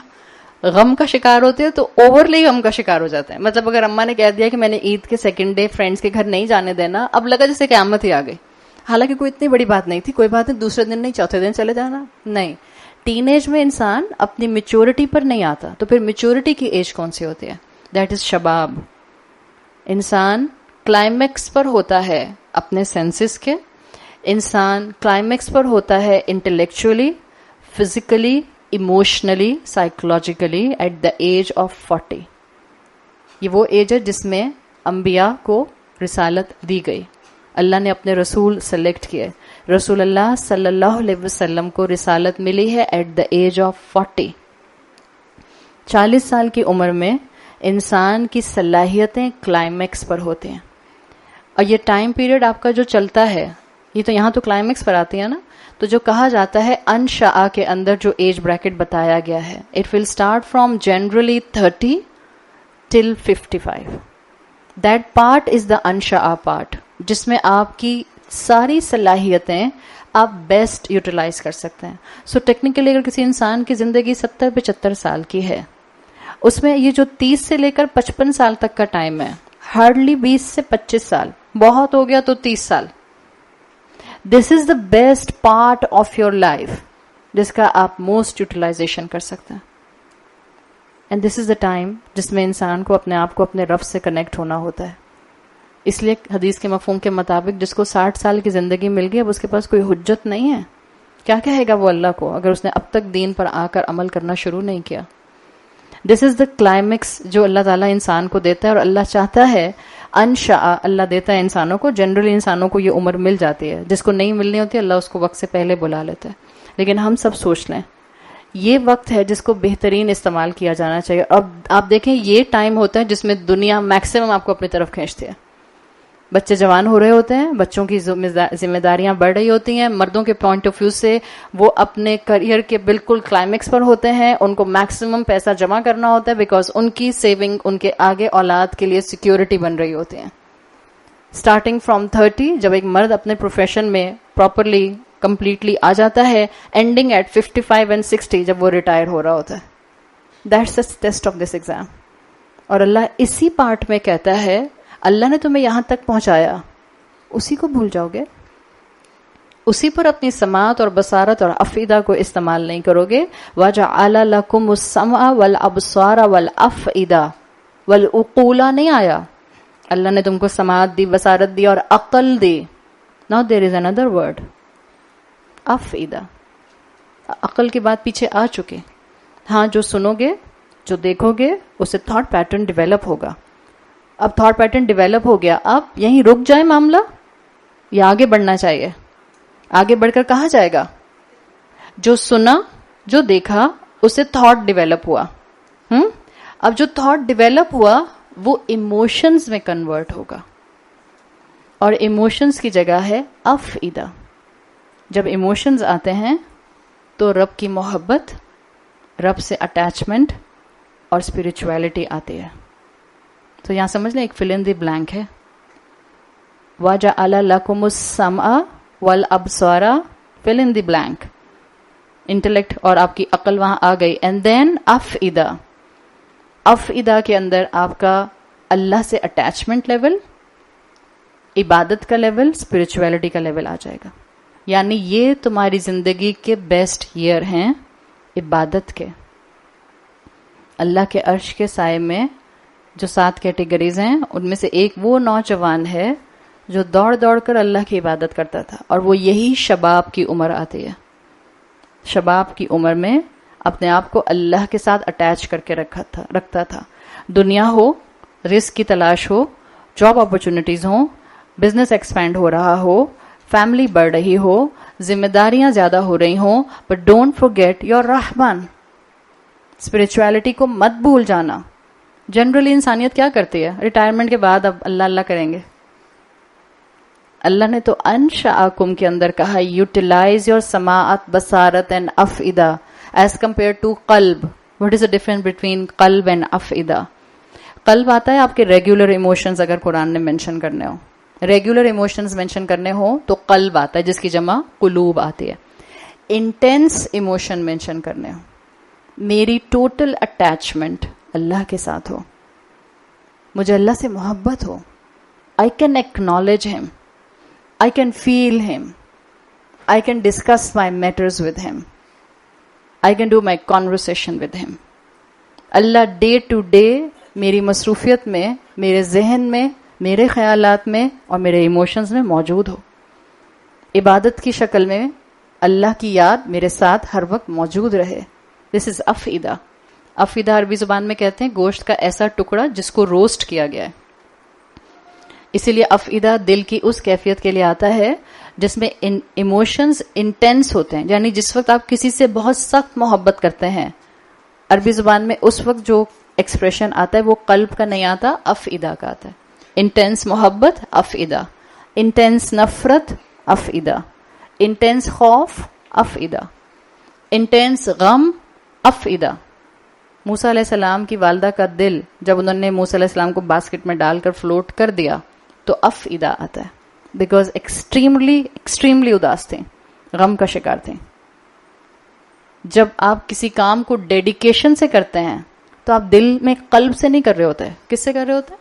افئدہ، فؤاد سے کر رہے ہوتے ہیں. یہ ہے وہ کیفیت جو اللہ تعالیٰ نے یہاں کیپچر کی ہے. Use the best time of your maturity, of your youthful years in the way of Allah سبحانہ و تعالیٰ. اللہ کو مت بھول جانا اپنی اس دنیا میں. اور یہ ہے وہ تھاٹ پیٹرن جو آج ہمیں اپنی اولادوں کو دینے کی ضرورت ہے. پلیز دین کو کیجولی نہیں ٹریٹ کریں گھروں کے اندر. دین کیجول گیم نہیں ہے، then is a serious game, it's a serious matter. اپنے بچوں کو صحیح تھنکنگ پیٹرن دیں، ان سے ڈسکس کریں. میرے بچے کو معلوم ہونا چاہیے کہ میں مسلمان کیوں ہوں اور مجھے مومن کیوں بننا ہے. یہ انفارمیشن ہمارے بچوں کے پاس ہونی چاہیے. ہم سنی مسلم کیوں ہیں بتاتے ہیں اپنے بچوں کو. ہمیں کیوں سب صحابہ کی عزت کرنی چاہیے بتاتے ہیں اپنے بچوں کو. ہم اپنے بچوں کو اتنے ایمان کی طاقت دیتے ہیں کہ جب باہر کے سورسز سے اگینسٹ اسلام سارا ریبیلین آئے تو ہمارے بچے اپنے دین سے بدظن نہ ہونا شروع ہو جائیں. زیادہ تر جو ہمارے بچے اس وقت دین سے بدظن ہو رہے ہیں، یہ باہر کے کلچر سے جتنے سوال آ رہے ہیں وہ ان کو کنفیوز کر رہے ہیں، اس لیے کہ ہم نے ان کو گروم نہیں کیا ہے، ہم نے ان کو تیار نہیں کیا ہے. This is about giving them right thought pattern. جب تک آپ ان کو صحیح اپروچ نہیں دیں گی وہ مسلمان کیوں ہیں، ان کو نماز کیوں پڑھنی ہوتی ہے، ان کو وضو کیوں کرنا ہوتا ہے. اٹس ناٹ لائک جسٹ وضو کیسے کرنا ہوتا ہے، ہاں یہ بھی سکھائیں، لیکن ان کو وضو کیوں کرنا ہے یہ بھی تو بتائیں. وہ کس کے سامنے کھڑے ہونے جا رہے ہیں، اللہ کون ہے، اللہ کا کتنا اختیار ہے ہماری زندگیوں پر. ہماری زندگیوں میں جتنی بھی بلیسنگز اور جتنی بھی نعمتیں ہیں وہ آئیں کہاں سے ہیں؟ ابا تھوڑی لائے ہیں، اصل میں وہ دینے والا تو اوپر بیٹھا ہے. یہ جو اتنی نعمتیں برس رہی ہیں اس میں ہمارا کیا کریڈٹ ہے؟ ہم میں کیا ایسی خوبی ہے کہ ہمیں مل گیا اتنا بڑا گھر، اور وہ جو فٹ پاتھ پر پوری رات گزار رہی ہے فیملی، ان کے پاس سونے کے لیے گدا بھی نہیں ہے، کسی میٹرس پر لیٹ سکیں، پلاسٹک کے اوپر ان کے بچے لیٹے ہوئے سڑک کے اوپر. کیا فرق ہے؟ یہ کیوں ہو رہا ہے؟ ہم اس جگہ پر کیوں بیٹھے ہیں؟ اللہ ہمارا کون سا امتحان لے رہا ہے؟ Discuss these things with them.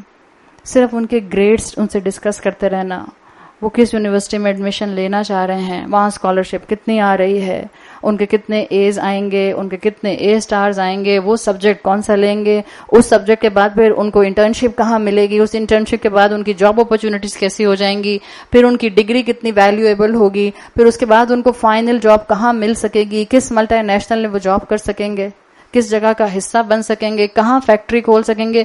یہی سب اور بس یہی سب اور بس یہی سب. تو خدا کہاں گیا درمیان میں سے؟ رب کہاں گیا؟ رحمان کہاں گیا درمیان میں سے؟ اتنی پلاننگ اور وہ شے جو ہماری ساری پلاننگ کو ایک ٹچ سے گرا دے. ایک بچے اتنا لمبا لیگو کا ٹاور بنائے، ڈومینو افیکٹ، کتنا بڑا ڈومینو افیکٹ آتا ہے. سب بچے نے بیٹھ کر جو ہے وہ ڈومینوز لگا دیے، ایک دوسرے بھائی نے آ کے ہلکا سا ٹچ کیا، کیا ہوتا ہے؟ سب ٹاور بھی گر گیا اور سب ڈومینوز بھی گر گئے. اتنی پلاننگ دنیا کی، اتنی پلاننگ، ایک موت کا لمحہ آئے گا، ڈومینو ایفیکٹ، سب ختم. اب قبر میں ان ساری چیزوں کا جس پر ہم پلاننگ کر کر کے وقت لگا رہے تھے، ان میں سے کس کا سوال ہوگا؟ جس کا قبر میں سوال ہوگا وہ تو ہم بھول ہی گئے، اس پر تو وقت ہی نہیں لگایا، اس کے لیے تو ٹائم ہی نہیں تھا، اس سے کوئی ایموشنل اٹیچمنٹ نہیں تھی، اس کا کوئی انٹرسٹ نہیں تھا، زندگی میں اس کے لیے ٹائم نہیں تھا، یہ پیشن نہیں ہے ہمارے اندر. جب ہم میں نہیں ہے تو ہمارے بچوں میں نہیں ہے، اور ہمارے بچے ہماری غلطیوں کی میگنیفائڈ فارم ہوتے ہیں. Don't just blame your children.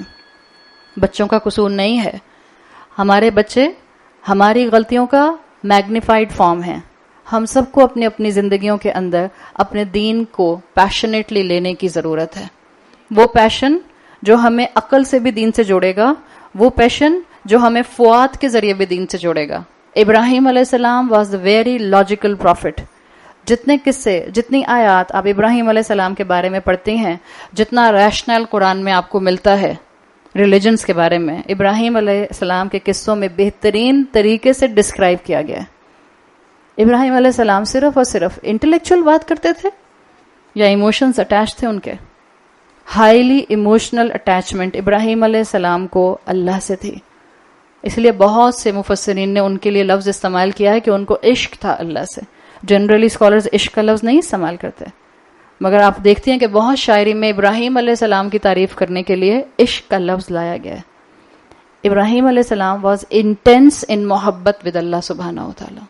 ان کا فؤاد اللہ سے اٹیچ تھا، وہ بھولتے نہیں تھے اللہ کو. ایسا نہیں ہوتا تھا کہ ایک شوال کا چاند نظر آنے کی دیر ہے پھر سارا قرآن، ساری تعلیمات، ساری اچھی باتیں سب فزل آؤٹ کر جائیں. بالکل جیسے ہمارے بچے 4 باتیں سنتے ہیں باہر کی دنیا کی اور انٹلیکچولی اپنے دین کو ڈیفینڈ نہیں کر پاتے، اس لیے کہ ان کے پاس بیک گراؤنڈ نالج نہیں ہوتی. اور یہ ہائی ٹائم ہے اس وقت. اتنا ٹائم ہو چکا ہم مسلمانوں کو اپنی غفلت میں کہ اس دین کو ریوائول کی ضرورت ہے. اس دین کو، فاؤنڈیشن کو دوبارہ سے اس وقت اپنی امت میں نوجوانوں کو بتانے کی ضرورت ہے. اپنے بچوں کو دین کی محبت دکھائیے، اپنے بچوں کو رسول اللہ کی نرمی دکھائیے، اپنے بچوں کو اپنا سمجھیں، صرف دنیاوی اینگل سے نہیں، ہمیں آخرت میں بھی چاہیے. وہ ہمارا صدقہ جاریہ ہے. ہم نہیں چاہتے قیامت کے دن ہمارا ہاتھ پکڑ کے کہیں اللہ پہلے میری ماں کو جہنم میں ڈال. اس نے مجھے نہیں بتایا تھا، اس کو میری دنیا کی فکر تھی، اس کو میری آخرت کی فکر نہیں تھی، اس نے مجھے گائیڈ نہیں کیا. تو جتنا یہ چیز ہماری بڑھے گی، اور یہ بڑھے گا انشاءاللہ جتنا آپ قرآن کے سامنے آ کر بیٹھیں گے. آپ چاہتی ہیں آپ کے بچے کے اندر دین کے بارے میں پیشن آئے، please connect them to classes. اور یہاں رہنے والوں کے لیے کوئی ایکسکیوز نہیں ہے. اتنی کلاسز الحمدللہ اللہ کی رحمت سے ہو رہی ہیں. آپ ڈھونڈیے اپنے آس پاس کے علاقوں میں جو آپ کے بچے کی روٹین سے سوٹیبل ہو، ان کو بھیجیے. ہفتے میں 1 دفعہ بھیجیے، 15 دن میں 1 مرتبہ بھیجیے، مہینے میں 1 مرتبہ بھیجیے. سنانے کی طرف لے کر آئیے. کل ہم نے سنانے پر بہت تفصیل سے بات کی تھی. جتنا انشاءاللہ ان کا انٹلیکٹ اللہ کے ساتھ جڑے گا، اتنا ان کو کنوکشن ملے گا کہ وہ مسلمان کیوں ہیں. ہاں یہ ضرور ہے، اللہ نے بتا دیا، کم لوگ ہیں جو اس فتنوں کے دور میں اپنے انٹینشنز کو اللہ کے ساتھ اٹیچ کرتے ہیں. قلیلا ما تشکرون. کم ہیں جو اللہ سے محبت میں انٹینس ہوتے ہیں. کم ہیں جن کی انٹلیکچوئل اسٹرینتھ دین سے آ کر جڑتی ہے اور جن کا ایموشنل اسٹرینتھ دین سے آ کر جڑتا ہے. اللہ نے کہا ہے کم ہیں جو شکر کرتے ہیں. کس شکر کرتے ہیں؟ وہ جو اللہ نے یوتھفل ایئرز دیے ہیں.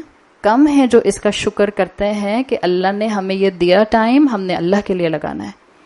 کم ہیں جو اپنی سماعت اور بصارت اور فؤاد کو اللہ کے راستے پر استعمال کرتے ہیں. نعمت کا شکر کیا ہے؟ کہ نعمت کو وہاں لگایا جائے جس نے وہ نعمت دی ہے. کم ہیں جو اپنی سماعت اور اپنی بصارت اور اپنی انٹلیکٹ اور اپنے ایموشنز کو اللہ کے ساتھ اٹیچ کرتے ہیں. Just include your self in this minor minority. یہ مائنر مائنورٹی جنت میں جائے گی. میجورٹی، فوجوں کی فوجیں، گروہ کے گروہ جہنم میں گرنے والے ہیں. سو کم ان مائنر مائنورٹی. یہ مائنر مائنورٹی وہ ہے جو شکر گزار ہے. اگلی آیت میں اللہ تعالیٰ نے انسان کی زندگی کا کلوزر بتا دیا. آیت نمبر 22 میں تھا، پیدا ہوئے اور تمہیں وہاں تک پہنچایا جہاں تک تم سپراؤٹ کر کے اپنی ایموشنل اور انٹلیکچوئل میچورٹی پر آ گئے. قل هو الذی ذرأکم فی الارض.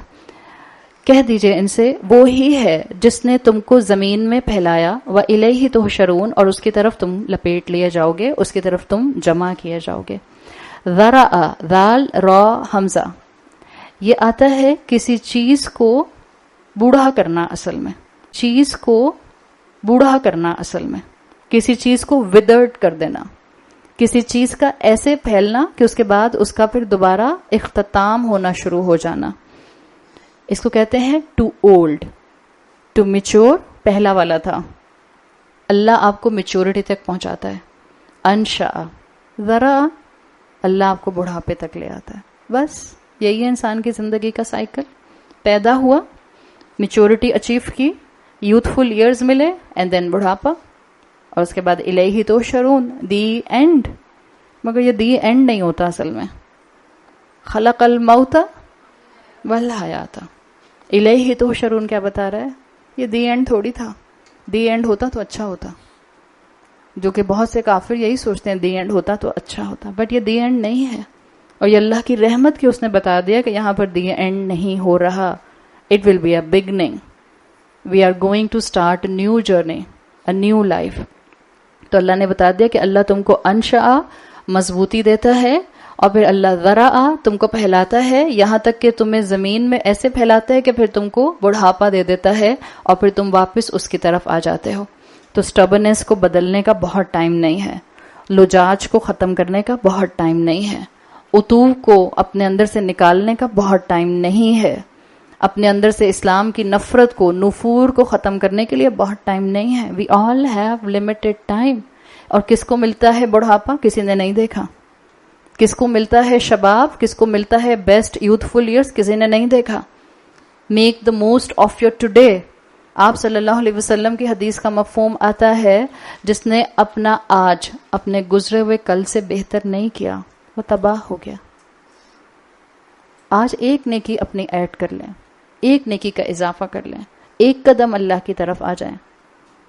لوگ کہتے تھے اس وقت بھی، جب انبیاء آ کر کہتے تھے that you have limited time, make the most of your life, وہ مذاق اڑاتے تھے. وہ کہتے تھے اچھا کب آئے گا وہ وعدہ، ذرا بتاؤ تو.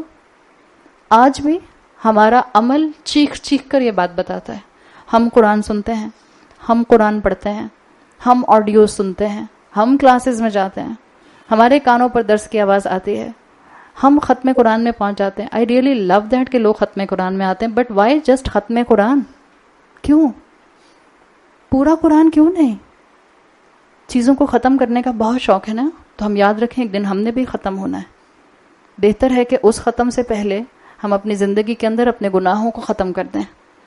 بہتر ہے کہ اس ختم سے پہلے ہم اپنے آپ کو ایموشنلی اللہ سے اٹیچ کر لیں اور اپنے اندر سے تمام دین کی نفرت کو ختم کر دیں. ہر نافرمان یہ سوال کرتا تھا جب ان کو کہا جاتا تھا کہ یو ہیو لمیٹڈ ٹائم، وہ کہتے او اچھا کب آئے گا وہ لمیٹڈ ٹائم. آگے آیت نمبر 25 میں وہی سوال مینشن کیا گیا ہے.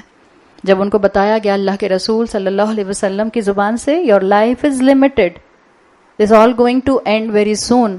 وَيَقُولُونَ، اور وہ سب کہتے ہیں، مَتَى هَذَا الْوَعْدُ إِن كُنتُمْ صَادِقِينَ، اچھا کب ہوگا یہ وعدہ پورا اگر تم سچے ہو. حشر تو ہونا ہے. And there is a very beautiful word in آیت نمبر 24، الیہ تحشرون آیا نا. حشر کہتے ہیں نا ہم. ایک ہوتا ہے عربی زبان میں جمع کرنا حشرہ، ایک ہوتا ہے عربی زبان میں جمع کرنا جمع. دیر از اے ڈفرنس. جمع آتا ہے قرآن میں جب ڈگنیٹی کے ساتھ اچھے فرمانبردار لوگوں کو اللہ کی طرف جمع کیا جائے گا، اور حشرہ آتا ہے جانوروں کو جمع کرنے کے لیے.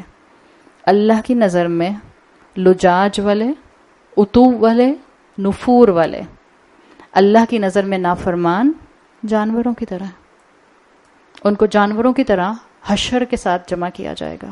جمعہ میں عزت ہے، جمعہ جب جمع کیا گیا عزت کے ساتھ مومنین کو جمع کیا گیا. وَيَقُولُونَ مَتَى هَذَا الْوَعْدُ إِن كُنتُمْ صَادِقِينَ، تو وہ کہتے تھے کافر کا ریسپانس کہ بتاؤ ہاں وہ وعدہ کب آئے گا. اب دیکھیں ان کنتم صادقین آیا. آپ میں سے جن لوگوں کو عربی سمجھ آتی ہے، ان کنت صادقن نہیں آیا، اگر تم سچے ہو. کہنے والے تو ایک رسول اللہ ہے نا، پیچھے قل آ رہا تھا نا دونوں جگہ. ان کنتم جمع کیوں آیا؟ آپ صلی اللہ علیہ وسلم کے ساتھ اور کس کو شامل کیا؟ تمام صحابہ کو، تمام صحابہ کو شامل کیا. تمام صحابہ اسلام کی زندہ تصویر تھے. یہ مکی دور ہے. نہ ابھی ربا کے اوپر آیات آئیں، نہ سود کو حرام کیا گیا، نہ شراب حرام کی گئی، نہ حجاب کی آیتیں آئیں، نہ وراثت کے قانون کی آیتیں آئیں، نہ طلاق کے قوانین دیے گئے، نہ یہاں پر جو ہے وہ تہمت لگانے کے الزام لگانے کے قوانین دیے گئے، نہ رجم کی سزا آئی، کچھ بھی نہیں. تو پھر صحابہ کس چیز کی تصویر بنے ہوئے تھے؟ کہنے کو ابھی تو آخر میں بالکل آخری دور میں مکی دور کے 5 وقت کی نماز فرض ہوئی ہے. اس سے پہلے مسلمان دن میں 2 نمازیں پڑھتے تھے. تو پھر تھا کیا مکی دور میں؟ شریعت تو کچھ بھی نہیں تھی، توحید تھی. شریعت کیسے تھی؟ کیا تھا؟ حالانکہ کہتے ہیں، ہم سوچتے ہیں حجاب نہیں تھا، شریعت میں وراثت نہیں تھی، طلاق نہیں تھا، شراب نہیں تھی، سود نہیں تھا، احکامات طلاق کے نہیں تھے. تو پھر تھا کیا؟ کچھ بھی تو نہیں تھا. It must be easier. It wasn't easier. اور ہم جانتے ہیں کہ مکی دور ٹف تھا مدنی دور سے. سابقون کون سے لوگ کہلوائے؟ وہ جو مکی دور میں ایمان لے کر آئے تھے. کیا تھا وہاں پر؟ ہر انسان اپنے پورے جسم سے، اپنی سوچ سے، اپنی زبان سے، اپنے اخلاق سے رسول اللہ کا فالوور نظر آتا تھا. صرف کونے میں بیٹھ کے ان پر لاکھوں درود اور لاکھوں سلام نہیں کرتا رہتا تھا. پریکٹیکلی وہ نظر آتے تھے. اور یہ کیا تھا جس نے ان کنتم صادقین میں صحابہ کو بھی شامل کیا؟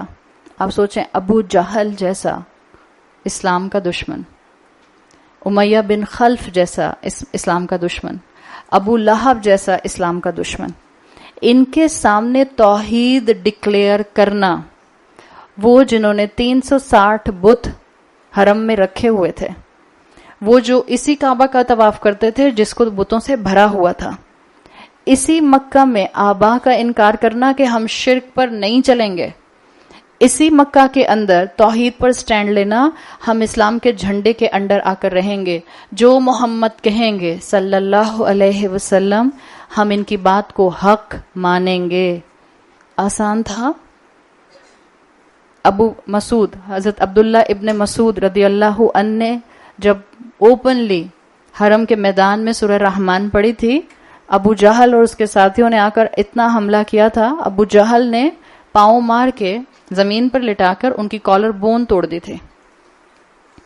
آسان تھا ایسے دور میں صحابہ کا اپنا ایمان ڈکلیئر کرنا، اوپنلی ایمان ڈکلیئر کرنا؟ It was the toughest exam. اسی لیے آپ دیکھیں مکی دور میں کوئی منافق نہیں تھا. جو مسلمان ہوتا تھا وہ پوری انشراح کے ساتھ مسلمان ہوتا تھا. اس کو معلوم ہوتا تھا اب گھر کی چھت بھی چھوٹ جائے گی، اب بائیکاٹ بھی ہو جائے گا، اب فزیکل اور وربل پرسیکویشن بھی ہوگی، اب ممکن ہے ٹرائبل پروٹیکشن بھی ہٹ جائے. اور ٹرائبل پروٹیکشن کی بہت ویلیو ہوتی تھی اس ٹائم پر. جس کے پاس ٹرائبل پروٹیکشن ہوتی تھی اس کو دشمن ہاتھ نہیں لگا سکتے تھے. کیوں؟ آپ صلی اللہ علیہ وسلم کے اوپر کوئی قریش کا سردار حملہ نہیں کر سکتا تھا، اس لیے کہ ابو طالب کی بیک موجود تھی، ابو طالب کی جوار، ان کی پروٹیکشن موجود تھی. تو ٹرائبل پروٹیکشن ویلیو رکھتی تھی. جو یہاں مسلمان ہوتا تھا قبیلے اس مسلمان ہونے والے انسان سے اپنی ٹرائبل پروٹیکشن ہٹا لیتے تھے. اور ٹرائبل پروٹیکشن ہٹنے کا مطلب ہوتا تھا now this person is vulnerable. اب قریش کا جو سردار جیسے چاہے اس کو جانور کی طرح ٹریٹ کرے اور اس پر ٹارچر کرے. یہ ہمت تھی صحابہ کی. ایسا نہیں تھا اپنے گھروں کے کونے میں بیٹھ کے بس نوافل پر نوافل اور ذکر پر ذکر اور تسبیحات پر تسبیحات اور 1.25 لاکھ کا ختم ہویا جا رہا ہے. It was the easiest thing to do. اس میں کون سی مشکل بات تھی؟ اپنے گھر کے کسی کونے میں بیٹھ جاتے، دارالارقم میں چلے جاتے، عبادت کرتے رہتے، تسبیحات پڑھتے رہتے، خوب اللہ کا ذکر کرتے رہتے، خوش رہتے. ان کنتم صادقین، they declared their faith in their families, in their surrounding, in their tribes. ہم محمد کے دین صلی اللہ علیہ وسلم پر اب آ چکے ہیں. جو بھی دین ہے، اب یہ جو کہیں گے، ابھی تک تو شریعت آئی بھی نہیں تھی، اب یہ جو کہیں گے ہم اس پر ایمان لائیں گے. یہ تھا جس نے صحابہ کو ان کنتم صادقین کے اندر شامل کیا تھا. یہ بہادری تھی جس نے ڈکلیئر کیا تھا کہ یہ سب اسلام کے علم بردار تھے. ہم اپنے آپ کو سوچ لیں، ہمارے آس پاس تو قریش نہیں ہے. ہمارے گلے میں کون رسی ڈالے گا اور کون ہمیں سڑک پر گھسیٹے گا؟ ہمارے سے کون چھت چھین لے گا؟ نکلو گھر سے باہر، اس لیے کہ تم کلمہ پڑھتی ہو. الحمدللہ ہم تو کلمہ گو لوگوں کے ساتھ رہتے ہیں. چھوٹی چھوٹی سی قربانیوں میں ہم آبویس پریکٹسنگ مسلم نہیں بن پاتے. چھوٹتی نہیں ہے ہم سے رسمیں، جہیز ہم سے نہیں چھوٹتا، منگنیاں ہم سے نہیں چھوٹتی، مائیوں ہم سے نہیں چھوٹتے. ایک عرصہ تو مجھے اس گھر میں آتے ہوئے ہو گیا، مطلب کم آن 6 سال تو کم سے کم میرا خیال ہو گیا، 6 سے 7 سال الحمدللہ. وہی سوال ہمارے بار بار کے، مائیوں کریں، مہندیاں کریں، برتھ ڈیز کریں، اینیورسریز کریں. یہ کیا ہے؟ ہمت نہیں ہے ہم میں، نہیں سٹینڈ لے سکتے. اگر گھر والوں سے بات کر لی اور گھر والے نہیں مانتے، just keep yourself separate from these occasions. باقی سب جگہوں پر با اخلاق رہیے، باقی سب جگہوں پر ان کے حق ادا کیجیے، ایک ہی چھت کے نیچے ان کے ساتھ رہیے. Just don't give your head count in these things. Make yourself a prominent person of a practicing Muslim thing. نہیں بنیں گے تو یاد رکھیں، اللہ نے تو کہا ہے قلیلا ما تشکرون. ساری فرینڈز یہ کر رہی ہیں، پلیز مجھے بھی کرنے دیں. اماں کہتی ہیں بیٹا بٹ یہ دس is not the right way, اللہ ناراض ہو جائے گا. آپ تو ہر وقت اللہ اللہ کی باتیں کرتے رہتے ہیں. Make yourself prominent in the society that you are follower of Islam. کیا امبیرسمنٹ ہے؟ کوئی پتھر نہیں مارے گا اٹھا کے آپ کو اور مجھے. صرف لوگوں کی ٹیڑھی نظریں ہم سے برداشت نہیں ہوتی، 4 جملے برداشت نہیں ہوتے. خاندان والے ہمارے پیچھے باتیں کریں گے، لیٹ دیم اسپیک. اچھا ہے ہمارے گناہ معاف ہوں گے، بولنے دیں. اخلاق کو درست رکھیں اور اپنے آپ کو اب ذرا تھوڑا سا مضبوطی کی طرف لے کر آئیں. بہت سال ہو گئے ہمیں قرآن سنتے ہوئے. It's a time to do something, make a change in the society. عورت گھر کی بدلے اور گھر نہ بدلے، یہ ممکن نہیں ہے. اگر گھر نہیں بدل رہا اس کا مطلب ہے کہ میرے اور آپ کے عمل میں کمی ہے. دس اے سمپل فارمولا. اور الحمدللہ ہم جن گھروں سے آ رہے ہیں، آئی ایم 99.99999% شیور جتنی شادی شدہ خواتین ہیں ہم سب کے شوہر بہت کوآپریٹو ہیں. سنڈے کے دن بھی ہم اٹھ کے آ جاتی ہیں، سنڈے کے دن بھی. اور ہاؤس وائفس ہیں، ہم کوئی جاب نہیں کرتی ہیں کہ ہم کہیں ہاں مجبوری ہے، ہماری میٹنگ ہے، بہت ضروری ہے، ہم جا رہے ہیں. نہیں، بہت کوآپریٹو ہیں. بیوی بدل جائے، ماں بدل جائے گھر کے اندر اور گھر بدلنا شروع نہ ہو، میں نہیں مانتی. ہم بدل نہیں رہے، ہم شاید صرف ڈرامہ کر رہے ہیں بدلنے کا، یا ہم پک اینڈ چوز کر رہے ہیں، یا ہمارے دل کے اندر اللہ اور شریعت اس وقت پارشل موومنٹ پر چل رہی ہے. ہم کچھ باتیں اللہ کی مانتے ہیں اور کچھ اپنی نفس کی مانتے ہیں. ہمیں اللہ تعالیٰ نے وہ طاقت دی ہے، ہم معاشرے کی ڈائریکشن بدل سکتے ہیں. ہم عورتیں، عورت کو اللہ نے وہ طاقت دی ہے، اللہ نے نسل اگلی عورت کی گود میں ڈالی ہے. عورت کو اللہ نے وہ اسٹرینتھ دی ہے کہ عورت اپنے ساتھ ساتھ کئی اور لوگوں کو اللہ کی محبت میں انوالو کر سکتی ہے، علم دے سکتی ہے، آگے بڑھا سکتی ہے، ہمت دلا سکتی ہے، باہمت بنا سکتی ہے. اپنی اسٹرینتھ کو پہچانے، مت شیطان کے غرور کا شکار ہوں، مت اس کے ڈسیپشن کا شکار ہوں، مت اپولوجیٹک مسلم بنے. آپ کے اور میرے لیے میدان کھلا ہے، بڑھیں آگے اور آئیں قلیلم ما تشکرون میں.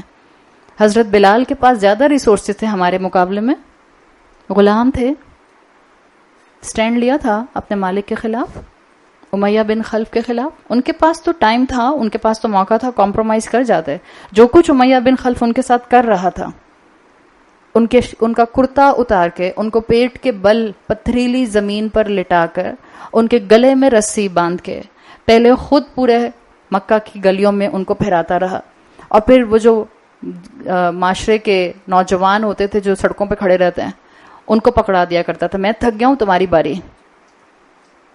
ان کے پاس تو موقع تھا، وہ کمپرومائز کر جاتے، کیا انہوں نے کمپرومائز. اور ہم اپولوجیٹک مسلم، آج نہیں، کل نہیں، پرسوں وہ امام صاحب تو یہ کہتے ہیں، وہ مفتی صاحب تو یہ کہتے ہیں. جب ہمیں عمل نہیں کرنا ہوتا تو حجتیں ہیں 1000، اور جب ہمیں ماننا ہو ایک آیت کافی ہے، ایک آیت کافی ہے. وما قدر اللہ حق قدرہ، جس کو اللہ کا قدر آنی ہوتی ہے اس کے لیے ایک آیت کافی ہو جاتی ہے. اللہ سے دعا کریں، رمضان کا مہینہ ہے، اللہ ہمیں وہ بہادری عطا کرے کہ ہم اس راستے میں وہ مٹھی بھر مسلمان بن جائیں کہ ہم دین کو دوبارہ سے کھڑا کر سکیں اپنے اپنے خاندانوں کے اندر. تو صحابہ نے بہترین طریقے سے، بہترین اخلاق سے، اور دیکھیں صحابہ کی زبانیں خاموش تھیں. کفوا ایدیکم، ہاتھ روک کے رکھنا. اخلاق بہترین تھے, توحید دل اور دماغ اور زبان پر تھی, اور رسول کی محبت میں یونائٹڈ تھے. یونائٹڈ. ہم کیوں بٹ گئے ہیں اتنے؟ اس کاسٹ کی لڑکی ہمارے خاندان میں سیٹ نہیں ہو پاتی ہے, اس کاسٹ کی رسمیں ہماری کاسٹ سے ملتی نہیں ہیں. جب ہم سب کی سنتیں, جب ہم سب کی رسمیں سنتوں پر آ جائیں گی تو ہم سب یونیفائڈ ہو جائیں گے. خود بخود ہمارے لیے چیزوں کو ایڈجسٹ کرنا آسان ہو جائے گا. اللہ اور اللہ کے رسول کی محبت میں صحابہ یونیفائڈ تھے. ایک تصویر نظر آتے تھے, ایک صف نظر آتے تھے, ایک رسی نظر آتے تھے, وہ رسی جو ڈائریکٹ اللہ کے کلام سے جڑی ہوئی تھی. ہوا حبل اللہ المتین. یہ تھے صحابہ. جب بھی آیت میں آیا یہ کفار کہا کرتے تھے لے آؤ یا بتاؤ وہ وعدہ کب پورا ہوگا, ان کن تم صادقین, اگر تم سچے ہو. آپ صلی اللہ علیہ وسلم سے کہلوایا گیا آیت نمبر 26 میں, قل, ان سے کہہ دیجئے, انما العلم عند اللہ. اس کا علم تو آیا ہی نہیں, انما العلم عند اللہ. ان سے کہہ دیجئے بات تو یہ ہے کہ علم صرف اللہ کے پاس ہے. وَإِنَّمَا أَنَا نَذِيرٌ مُبِينٌ, اور یہ کہ میں صرف ایک واضح خبردار کرنے والا ہوں. آپ دیکھیں انما علمہ نہیں آیا کہ قیامت کا علم صرف اللہ کے پاس ہے. اس لیے اس کے لیے اسکالرز کہتے ہیں کہ قیامت تو انڈرسٹوڈ کانٹیکسٹ میں آ ہی گئی کہ قیامت کب آئے گی, اس کا علم تو اللہ کے پاس ہے. لیکن العلم یہ بتا رہا ہے کہ اللہ تعالیٰ نے اپنے رسول کی زبان سے یونیورسل سٹیٹمنٹ کہلوا دی کہ اصل میں کل علم, کل نالج, کل اختیار, جیسے ڈومینین اللہ کے ہاتھ میں ہے ایسے ہی نالج علم اللہ کے ہاتھ میں ہے. کل علم اللہ کا ہے, صرف اور صرف اسی کی پراپرٹی ہے. ہم مسلمان تو صرف ایک اسٹریٹجی پر کام کرتے ہیں, سمعنا و اطعنا. جو اللہ اور اللہ کے رسول کی طرف سے آ جاتا ہے ہم مان لیتے ہیں. کل علم اس کے پاس ہے. رسول کی زبان سے کہلوا دیا گیا.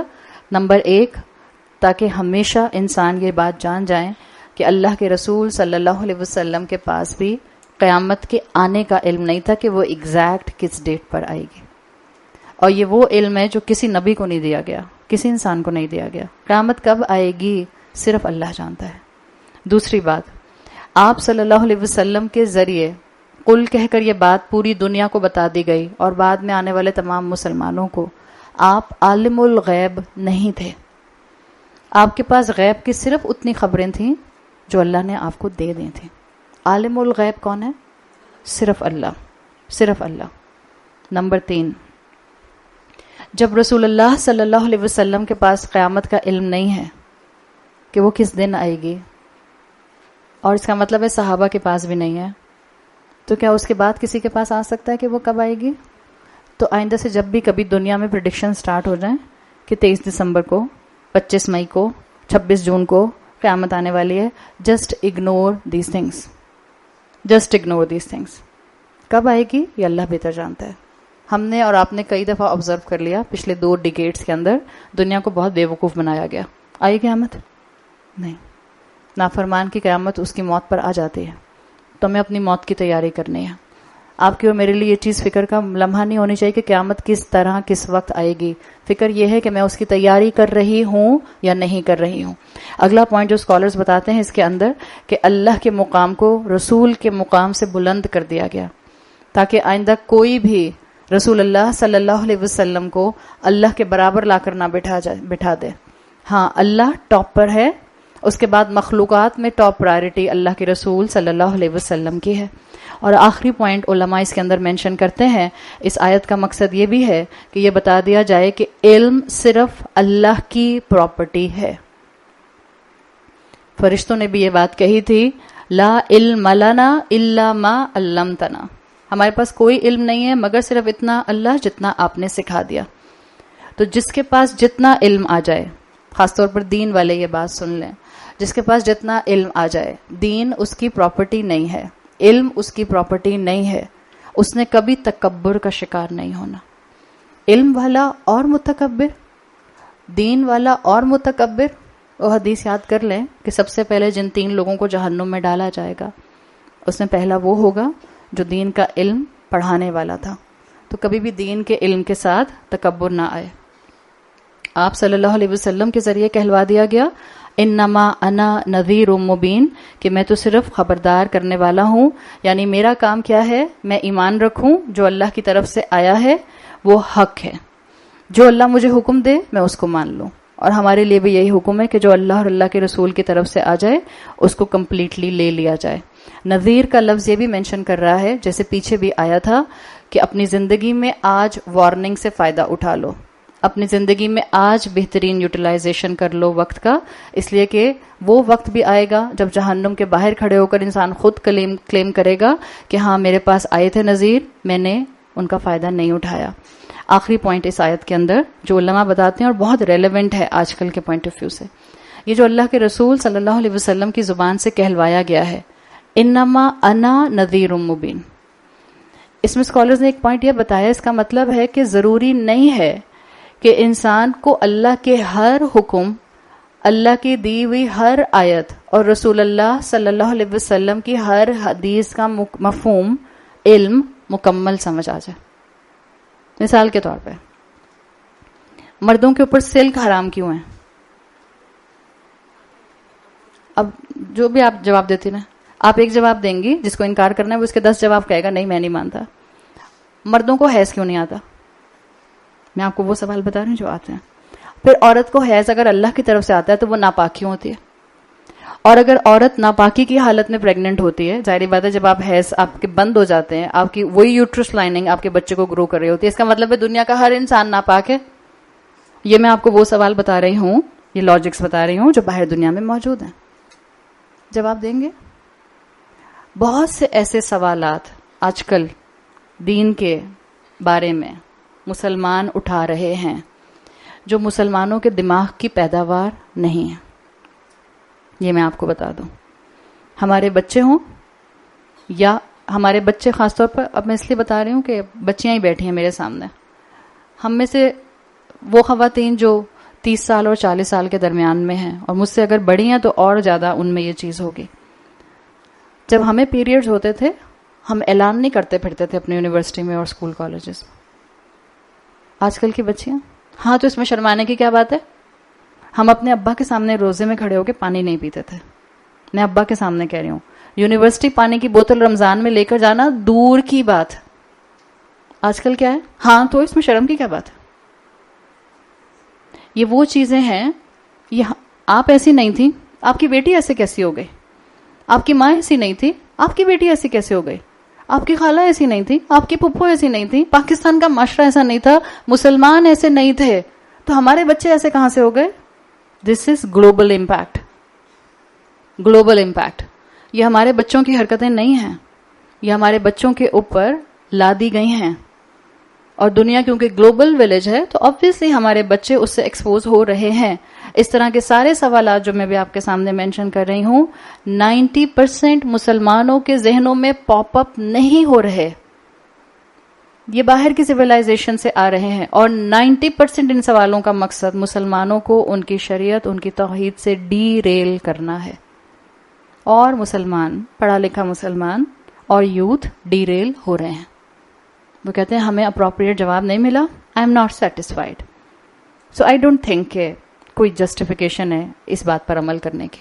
میں نہیں مانتی دین کو، بس اتنا کافی اللہ ہے، دیٹس انف فار می. یہ ہو رہا ہے. انما انا نذیر مبین، یہ آیت یہ بتا رہی ہے، اور بہت ہی خوبصورت اس کی تفسیر کی ہے اسکالرز نے اس اینگل سے، جو آج کے دور میں خوبصورتی سے فٹ آتی ہے. ہم ہر بات کا جواب نہیں دے سکتے. کیوں؟ اس لیے کہ بہت سی چیزیں غیب میں ہیں. قرآن میں اللہ نے بہت سی چیزیں ہاں بلیک اینڈ وائٹ بتائی ہیں، قرآن میں بہت سی چیزیں اللہ تعالیٰ نے نہیں بتائیں. اس بحث میں کیا پڑھنا کہ الف لام میم کے کیا معنی ہیں؟ بتائیں اللہ نے. ہاں میم کے کیا معنی ہیں؟ بتائیں اللہ نے. اب اس بحث میں کیا پڑھنا؟ اس بحث میں ہم کیا پڑھیں؟ اللہ نے کچھ چیزوں کے معنی بتائے ہیں، اللہ نے کچھ چیزوں کے میننگز نہیں بتائے، کچھ چیزوں کے میننگز اللہ نے مکمل نہیں بتائے.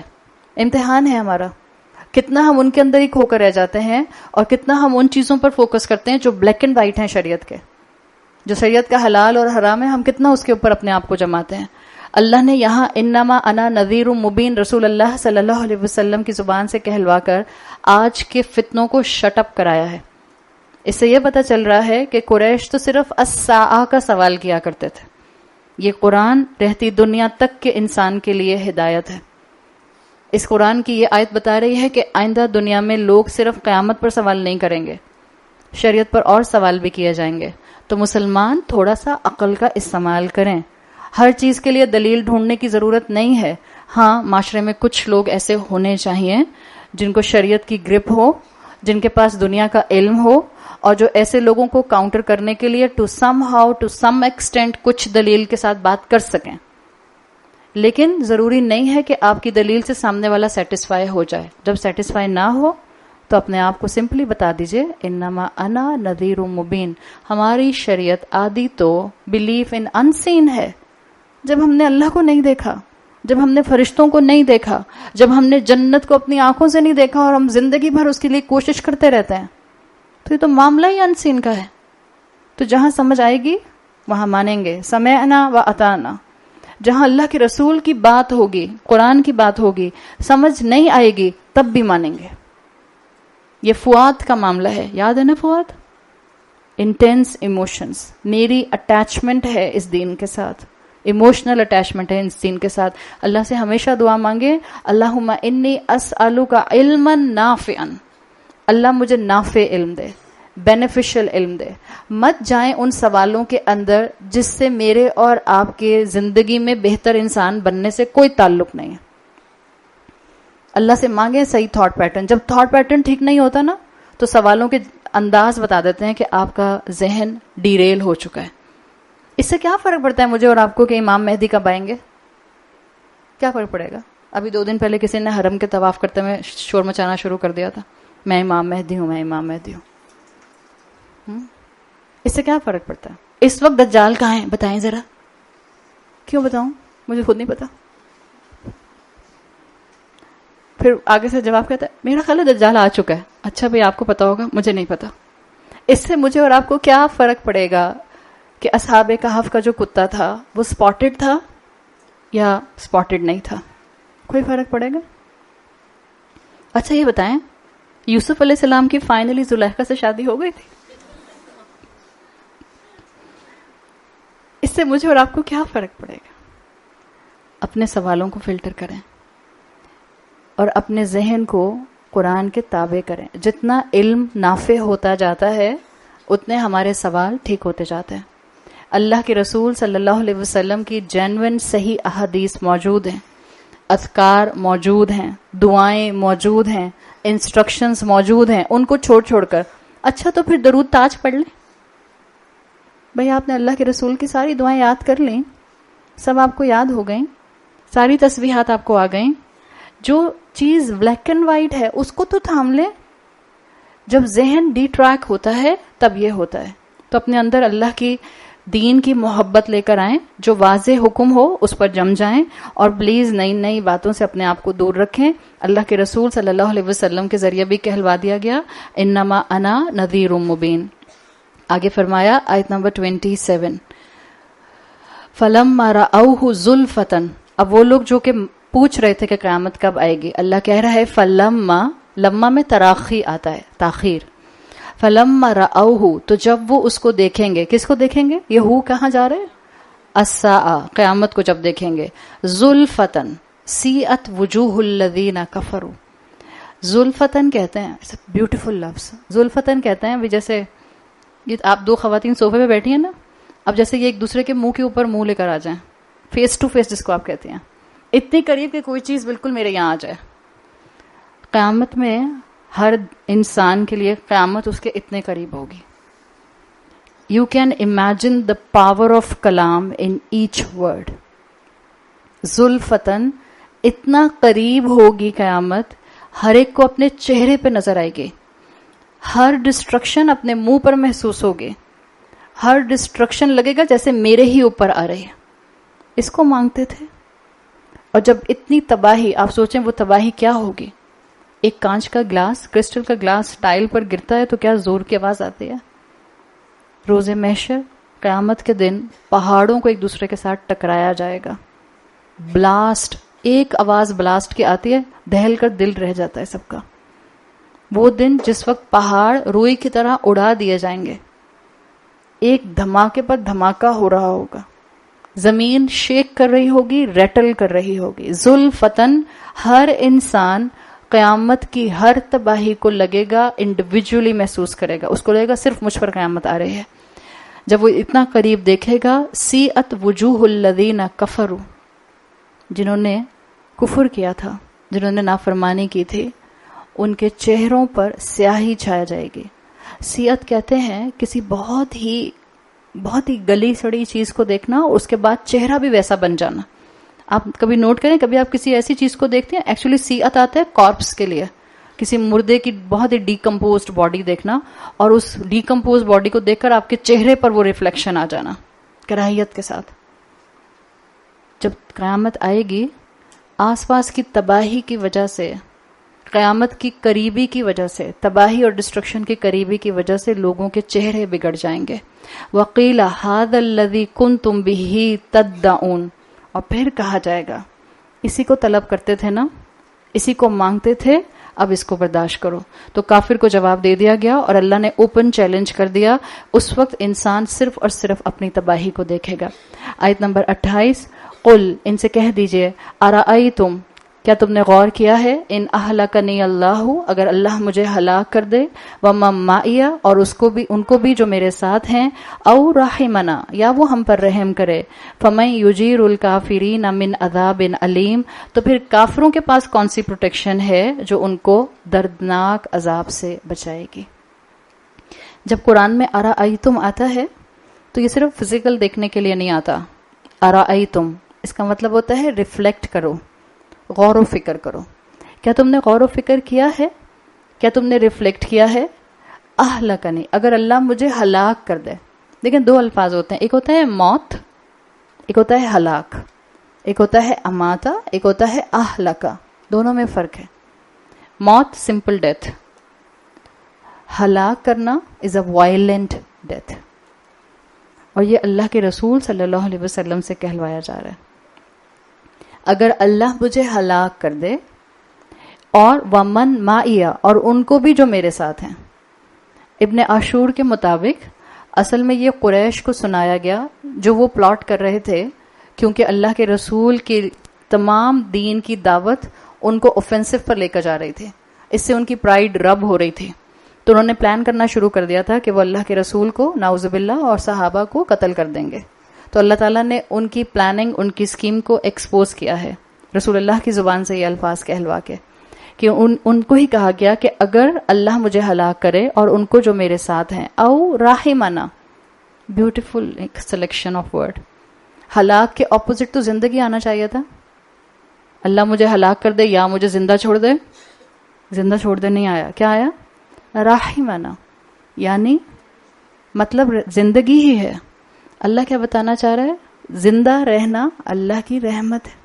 آج زندہ ہو تو اللہ کی رحمت ہے. اٹس اے سائن آف اللہ's رحمہ. مت کمپلینٹ کرتے رہا کرو, پیٹ میں درد ہو رہا ہے, سر میں درد ہو رہا ہے, بیڈ اچھا نہیں ہے, گھر اچھا نہیں ہے, کمرہ اچھا نہیں ہے, امی اچھی نہیں ہے, شوہر اچھا نہیں ہے, سسرال اچھا نہیں ہے. یہ اللہ کا رحم ہے کہ زندہ ہو. یہ اللہ کی دی ہوئی مہلت ہے, اس کا کرم ہے کہ اس نے تمہیں موقع دیا ہوا ہے. او رحمنا, یا وہ ہم پر رحم کرے. تو اللہ کی طرف سے زندگی ملنا یہ اللہ کی طرف سے رحمت کی علامت ہے. حدیث کے مفہوم کے مطابق مومن کے لیے ایمان والی اور باعمل زندگی لمبی ہونا پسندیدہ ہے, اس لیے کہ وہ نیکیوں کے بیج ڈالتا جاتا ہے. تو اللہ کے رسول سے کہلوایا گیا کہ اگر اللہ مجھے اور میرے ساتھیوں کو ہلاک کر دے یا ہم پر رحم فرمائے, فَمَن يُجِيرُ الْكَافِرِينَ, تو کافروں کو پروٹیکٹ کون کرے گا؟ یعنی ہماری پروٹیکشن کون ہے؟ It's understood. ہماری پروٹیکشن کون ہے؟ اللہ. تو کافروں کی پروٹیکشن کون کرے گا؟ یجیرو, جارا یجیرو, جار عربی میں پڑوسی کو کہتے ہیں. یعنی اللہ کا پڑوسی کون ہے؟ رسول اللہ, صحابہ اور تمام نیک بندے. آپ دعا مانگتے ہیں اللہم اجرنی من النار, کیا آپ ترجمہ کرتے ہیں؟ اللہ ہمیں آگ سے بچا. اٹس ناٹ اللہ ہمیں آگ سے بچا. جب آپ دعا کرتے ہیں ربنا آتنا فی الدنیا حسنہ وفی الآخرۃ حسنہ وقنا عذاب النار, دس وقنا عذاب النار از پروٹیکشن فرام ہیل فائر. جب آپ کہتے ہیں اللہم اجرنا من النار, اللہ ہمیں اپنی پروٹیکشن میں لے کر آگ سے بچائے. دس از دا کمپلیٹ ٹرانسلیشن. جار کہتے ہیں پڑوسی کو. جو اللہ کے جتنے قریب ہوتا جاتا ہے وہ جہنم کی آگ سے اتنا دور ہوتا جاتا ہے. مومنین اللہ کے قریب ہوتے ہیں. مومنین اللہ کے نیبرہڈ میں ہوں گے. جنت الفردوس اللہ کا نیبرہڈ ہے، اس لیے کہ جنت الفردوس کی چھت اللہ کا عرش ہے. اور جو کافر ہیں ان کو کون پروٹیکشن دے گا؟ اللہ کے علاوہ. تو یہاں پر کہا گیا ان اہلکنی اللہ ومن معی او رحمنا فمن یجیر الکافرین من عذاب علیم. دیکھیں آپ یجیرکم نہیں آیا کہ پھر تم کو کون بچائے گا. اس لیے اسکالرز کہتے ہیں گریجولی سورہ ملک میں نافرمان سے اللہ تعالیٰ اپنے آپ کو سیپریٹ کرتا ہے. شروع کے حصے میں اللہ نافرمان سے خود بات کر رہا تھا، پھر اپنے رسول صلی اللہ علیہ وسلم کے ذریعے قل کہہ کر بات کی گئی.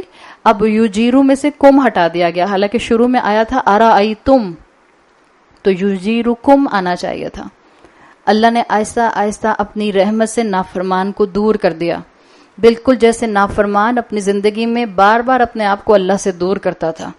فائنلی اللہ اس کو آہستہ آہستہ اپنے سے دور کر دے گا، اور یہ اس کی پرائیڈ کا انجام ہوگا جو اس کو ملے گا، جس سے وہ آہستہ آہستہ اللہ سے دور ہو جائے گا. یہ جو یہاں الفاظ آئے ہیں ان اہلکنی، اس کو اسکالرز کہتے ہیں یہ اللہ تعالیٰ نے کیوں یہاں پر مینشن کیا. یہاں پر ان تقتلنی نہیں آیا. کیوں نہیں آیا؟ اس لیے کہ یہ پلان کر رہے تھے رسول اللہ کو قتل کرنے کا. تو خدا نخواستہ یہ نہیں مطلب تھا اللہ کے رسول کا اللہ مجھے وائلنٹلی ہلاک کر دے. قریش پلان کر رہے تھے رسول اللہ کو بروٹلی قتل کرنے کا. تو اللہ کے رسول سے کہلوا کر واضح کر دیا گیا، ان کا مورال بوسٹ کر دیا مومنین کا. جی جتنا بھی پلان کر لیں، اگر اللہ نہیں چاہے گا تو یہ ہمیں ہلاک نہیں کر سکیں گے. اللہ چاہے گا تو یہ ہمیں وائلنٹلی کل کر سکیں گے. اللہ نہیں چاہے گا تو یہ ہمیں نہیں مار سکیں گے. اللہ ہم پر رحم کرے گا. تو یہاں مینشن کر دیا گیا کہ انسان کو اپنی موت کے لیے صرف اللہ سے ڈرنا چاہیے، انسانوں سے نہیں ڈرنا چاہیے. یہ فکر نہیں کرنی چاہیے کہ موت کب آئے گی، یہ فکر کرنی چاہیے موت کیسے آئے گی. وَتَوَفَّنَا مَعَ الْأَبْرَارِ، اس کی دعا کرنی چاہیے کہ موت کب آئے گی. ایمان والوں کو چپ کرا دینے سے کیا ایمان کی حقیقت چھپ جاتی ہے؟ بالکل جیسے ہم نے پہلے بات کی تھی کہ ٹی وی پر بریکنگ نیوز آ رہی ہے اور آپ غصے میں ٹی وی بند کر دیں، تو کیا بریکنگ نیوز جو آپ کو دی جا رہی تھی وہ پھر بھی ہو کر رہے گی، یا آپ کے بند کرنے سے آپ کو نہیں ملے گی؟ اب وہ کہہ رہے تھے کہ سونامی آنے والا ہے، آپ نے غصے میں ٹی وی بند کر دیا، سونامی تو پھر بھی آئے گا اگر آنا ہے تو. تو یہی چیز جو ہے اس کو اگر ہم سمجھ جائیں تو اپنی زندگی میں کبھی جو ہے وہ اللہ سے کبھی بھی بدظن اور بدگمان نہ ہو. تو کہہ دیا گیا یہ قتل کرنے پر آ گئے ہیں، ہلاک کرنے پر آ گئے ہیں، یہ تمہیں پریشان کرنے پر آ گئے ہیں. جب تمہارے آس پاس کے لوگ تمہارے دین پر چلنے کی وجہ سے تم سے کٹ آف ہونے لگ جائیں، تمہیں پریشان کرنے لگ جائیں، تو تمہیں کیا کرنا ہے؟ اگلی آیت میں مومنین کو یہ حکم دیا گیا، آیت نمبر 29، قُلْ هُوَ الرَّحْمَنُ آمَنَّ بِهِ. اٹس اوکے، اپنے آپ کو بار بار یہ یاد کرا دو کہ ہم صرف اللہ پر، رحمان پر ایمان لانے والے ہیں. وَعَلَيْهِ تَوَكَّلْنَا، اور اسی پر ہم توکل کرنے والے ہیں. فَسَتَعْلَمُونَ مَنْ هُوَ فِي ضَلَالٍ مُبِينٍ، ان قریب پتہ چل جائے گا کہ کون اصل میں اوپن کنفیوژن کا شکار تھا. آپ دیکھیں قُلْ هُوَ الرَّحْمَنُ آیا ہے. رحمان کی محبت ہمیشہ مومنین کے ساتھ ہوتی ہے، اس لیے کہ وہ محسوس کرتے ہیں. اگر ہم سورہ ملک رات میں پڑھیں اور ہمیں جہنم کی آیات اللہ سے اور قریب کر دیں تو یہ رحمان کی رحمت ہے. ہمارے ہاں یہ اسلام کا ایک کمپریہنسو پوائنٹ آف ویو ہے جو پچھلی کتابوں میں سے omit کر دیا گیا. تمام جوئش ٹریڈیشن، تمام نیو ٹیسٹمنٹ، اولڈ ٹیسٹمنٹ اور نیو ٹیسٹمنٹ میں جہنم کا ذکر نہیں ہے. انہوں نے جہنم کا ذکر اور سزاؤں کا ذکر نکال دیا. They have a different definition of a merciful God. وہ کہتے ہیں مرسیفل گاڈ کا مطلب یہ ہے کہ وہ صرف اچھی اچھی باتیں ہم سے کرتا رہتا ہے، یہ جہنم کی اور پنشمنٹ کی باتیں نہیں کرتا. اسلام ہمیں جس رحمان کا تصور دیتا ہے وہ رحمان وہ ہے جس نے ہمیں مسلمان بنایا، جس نے ہمیں اسلام کی نعمت دی، جس نے ہماری زندگی میں قرآن کھولا، جس نے ہمیں جنت اور جہنم کا کلیئر ڈسکرپشن دیا، جس نے ہمیں حلال اور حرام کی ایک ایک بات واضح کر کے بتا دی، اور جس نے بتا دیا کہ جو اس سے بچے گا اس کے لیے جنت ہے، جو اس سے نہیں بچے گا اس کے لیے اللہ کے عدل کا معاملہ ہے. یہ ہماری ڈیفینیشن ہے. تو جہنم سے ڈرنا، جہنم سے پناہ مانگنا، جہنم کے قریب جانے والے اعمال نہ کرنا، یہ رحمان کے رحمان ہونے کی علامت ہے جو اس نے ہمیں سکھایا ہے۔ اگر ہم جہنم کو اپنی زندگیوں سے نکال دیں گے یا ہم جہنم کا ڈر نہیں رکھیں گے تو جہنم صرف ایک جوک بن جائے گی۔ اس لیے آپ دیکھیں جہنم کے فرشتوں پر جوک بنتے ہیں، جہنم کا خوف ختم ہو جاتا ہے نا۔ پھر یہ جو گوسٹ رائڈر مووی تھی، وہ موویز بچوں کی پوری تھیم پارٹیز ہوتی ہیں، وہ شیطانوں کی شکل کے کپڑے پہن لیتے ہیں، سروں پر میٹل ہارنز لگا لیتے ہیں، ہاتھوں میں چینز پہن لیتے ہیں۔ کیا ہوگا اس سے؟ The theme is the hell party, hell party. آہستہ آہستہ جہنم کا خوف ختم ہوتا جائے گا۔ تو جو اللہ کے بندے ہوتے ہیں ان کا ایمان اور توکل سارے کا سارا صرف رب پر ہوتا ہے۔ وہ اپنے آپ کو سٹریم لائن کرتے ہیں کہ انہوں نے توحید کے مطابق زندگی کیسے گزارنی ہے۔ اور یہ فیتھ ڈیکلیریشن ہے اصل میں آیت نمبر 29 میں، ہمارا ایمان اور توکل صرف اور صرف الرحمن پر ہے۔ جس کو جو کرنا ہے کر لے، لوگوں کو تانے دینے ہیں دے دے، لوگوں کو ٹیڑھی نظروں سے دیکھنا ہے دیکھ لے۔ اللہ نے ہمارے لیے جو نصیب میں لکھا ہوگا علیہ توکلنا وہ ہمیں مل جائے گا۔ آیت نمبر 30، قل ارأیتم، ان سے کہہ دیجئے کیا تم نے غور کیا ہے، ان اصبح ماؤکم غورا، اگر تمہارا پانی زمین میں گہرائی میں اتر جائے، فمن یأتکم بماء معین، تو پھر تمہارے لیے فریش واٹر، پھر تمہارے لیے سودنگ واٹر کون لے کر آئے گا؟ قریش کو جب سنایا گیا تو ماؤکم ان کے لیے آب زمزم تھا۔ اگر اللہ تمہارے لیے آب زمزم کو ختم کر دے تو تمہاری زندگی کیا رہ جائے گی؟ اس دور میں اس موقع پر صرف ایک پانی کا ذریعہ تھا مکہ میں، اور وہ آب زمزم تھا۔ اور اللہ نے ان سے کہا کہ اگر اللہ تم سے یہ پانی لے لے تو پھر تمہارے ہاتھ میں کیا رہ جائے گا؟ ابن عباس کے مطابق وہ کہتے ہیں ماء معین اس پانی کو بھی کہتے ہیں جو آپ کی سسٹیننس کے لیے ہوتا ہے، ماء معین اس پانی کو بھی کہتے ہیں جو آپ کی آنکھوں کے لیے پلیزنٹ ہوتا ہے۔ آب شاریں آپ کے لیے جو ہیں وہ واٹر فالز، اسپرنگس، دریا، سمندر۔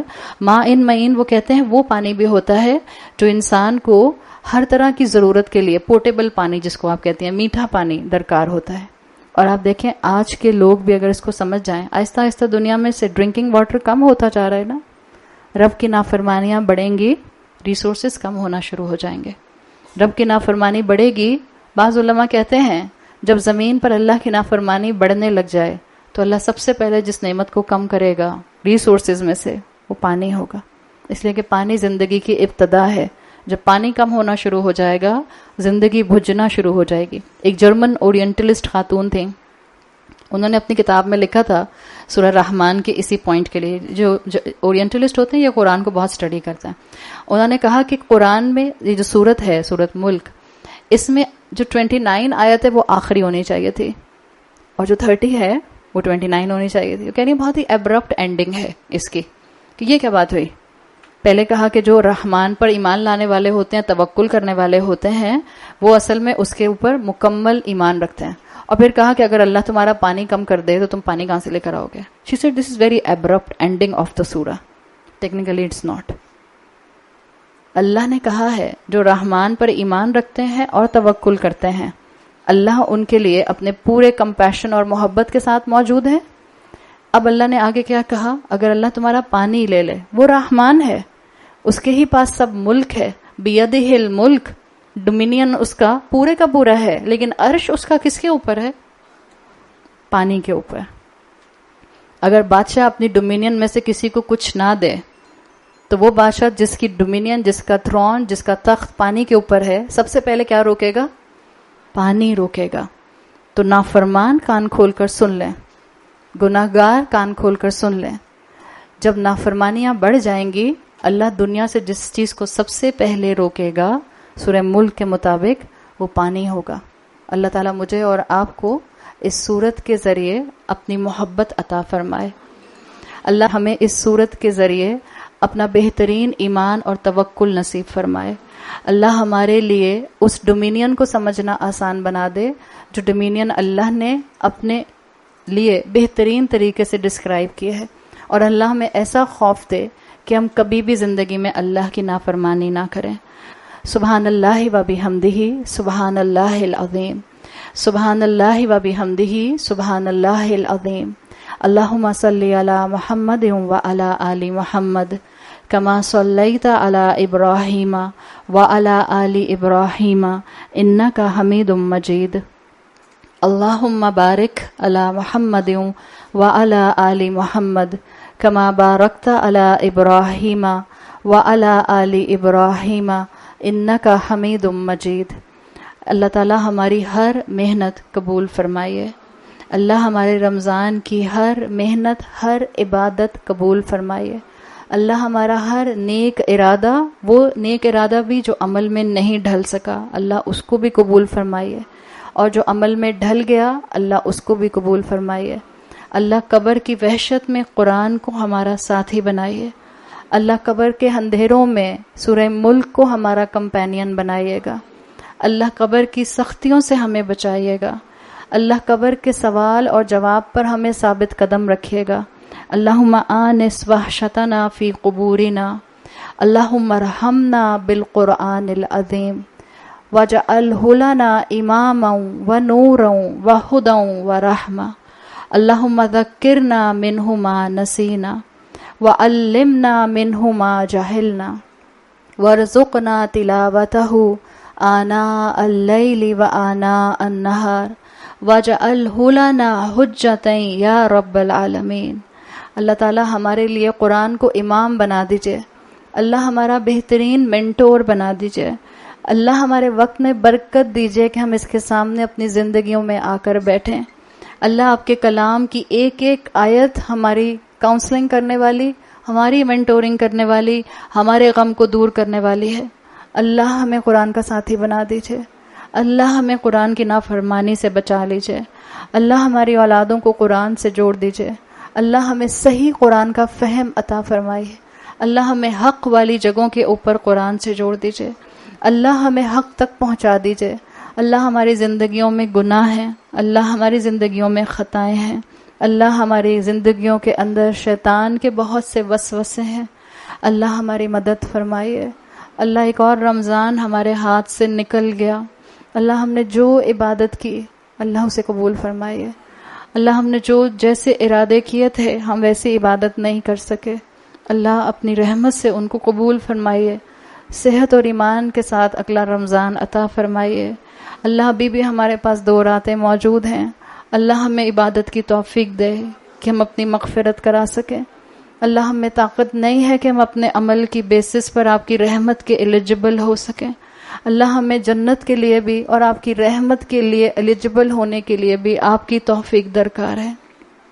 اللہ اپنی رحمت عطا فرمائیے، اللہ اپنے عذاب سے قتل نہ کیجیے گا، اللہ اپنی سزا سے ہلاک نہ کیجیے گا، اللہ اپنے ریسورسز کو ہم سے چھین نہ لیجیے گا، اللہ زوال نعمت سے بچائیے گا، اللہ زوال نعمت سے بچائیے گا، اللہ ہر طرح کی مشکل سے بچائیے، اللہ ہر طرح کی پریشانیوں سے بچائیے، اللہ شیطان کے شر سے بچائیے، اللہ نیت کو خالص رکھیے، اللہ ہماری عبادت کو اپنے لیے خالص کر دیجیے، اللہ ہم پر اپنا رحم فرمائیے، اللہ اپنے رحم نہیں فرمایا تو ہم کہاں جائیں گے، اللہ ہمیں بخش دیجیے، اللہ ہم بہت نافرمان ہیں، اللہ ہم بہت نافرمان ہیں، اللہ اپنے بہت نعمتیں عطا کی ہیں، اللہ نعمتوں کا حق ادا کرنے والا بنا دیجیے، اللہ نعمتوں کا حق ادا کرنے والا بنا دیجیے، اللہ ہماری اولاد کو تھام لیجیے، اللہ ہماری اولاد کو ہدایت دیجیے، اللہ ہماری اولاد کو نافرمانیوں کے راستے پر کبھی نہ ڈالیے گا،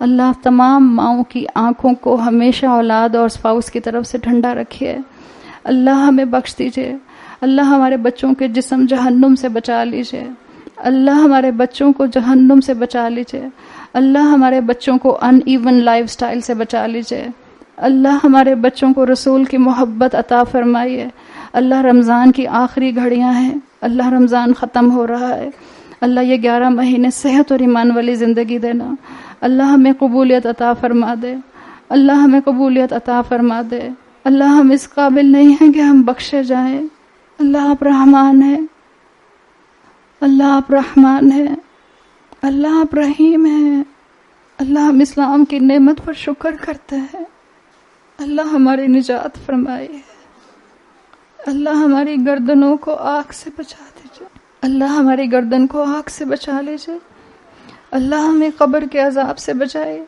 اللہ ہمیں موت کی سختیوں اور بے ہوشیوں سے بچائے، اللہ ہمارے گھروں میں سکون پیدا کر دیجئے، اللہ جو بیمار ہیں ان کو شفائے کلی عطا فرمائیے، اللہ ہمارے ہاتھ آپ کے سامنے پھیلے ہیں، اللہ ہماری دعائیں قبول فرما لیجئے، اللہ ہمارے سجدے قبول فرما لیجئے، اللہ ہمارے قیام قبول فرما لیجئے، اللہ ہمارا قرآن پر وقت لگانا قبول فرما لیجئے، اللہ ہمارا دعائیں مانگنا قبول فرما لیجئے، اللہ ہمیں ہاتھ اٹھا کر دعا مانگنے کی توفیق عطا فرما، اللہ سب کے ماں باپ پر اپنا رحم فرما، اللہ جو ماں باپ آپ کے پاس آ گئے تمام مرحومین، اللہ ان کی بہترین مغفرت فرمائیے، اللہ جو حیات ہیں اللہ ان کو صحت اور ایمان والی زندگی عطا فرمائیے، اللہ ہمیں اپنے ماں باپ کی خدمت کی توفیق عطا فرمائیے، اللہ جن کے ماں باپ آپ کے پاس آ گئے انہوں نے خدمت نہیں کی، اللہ ان کے دلوں کو ٹھنڈا کیجیے،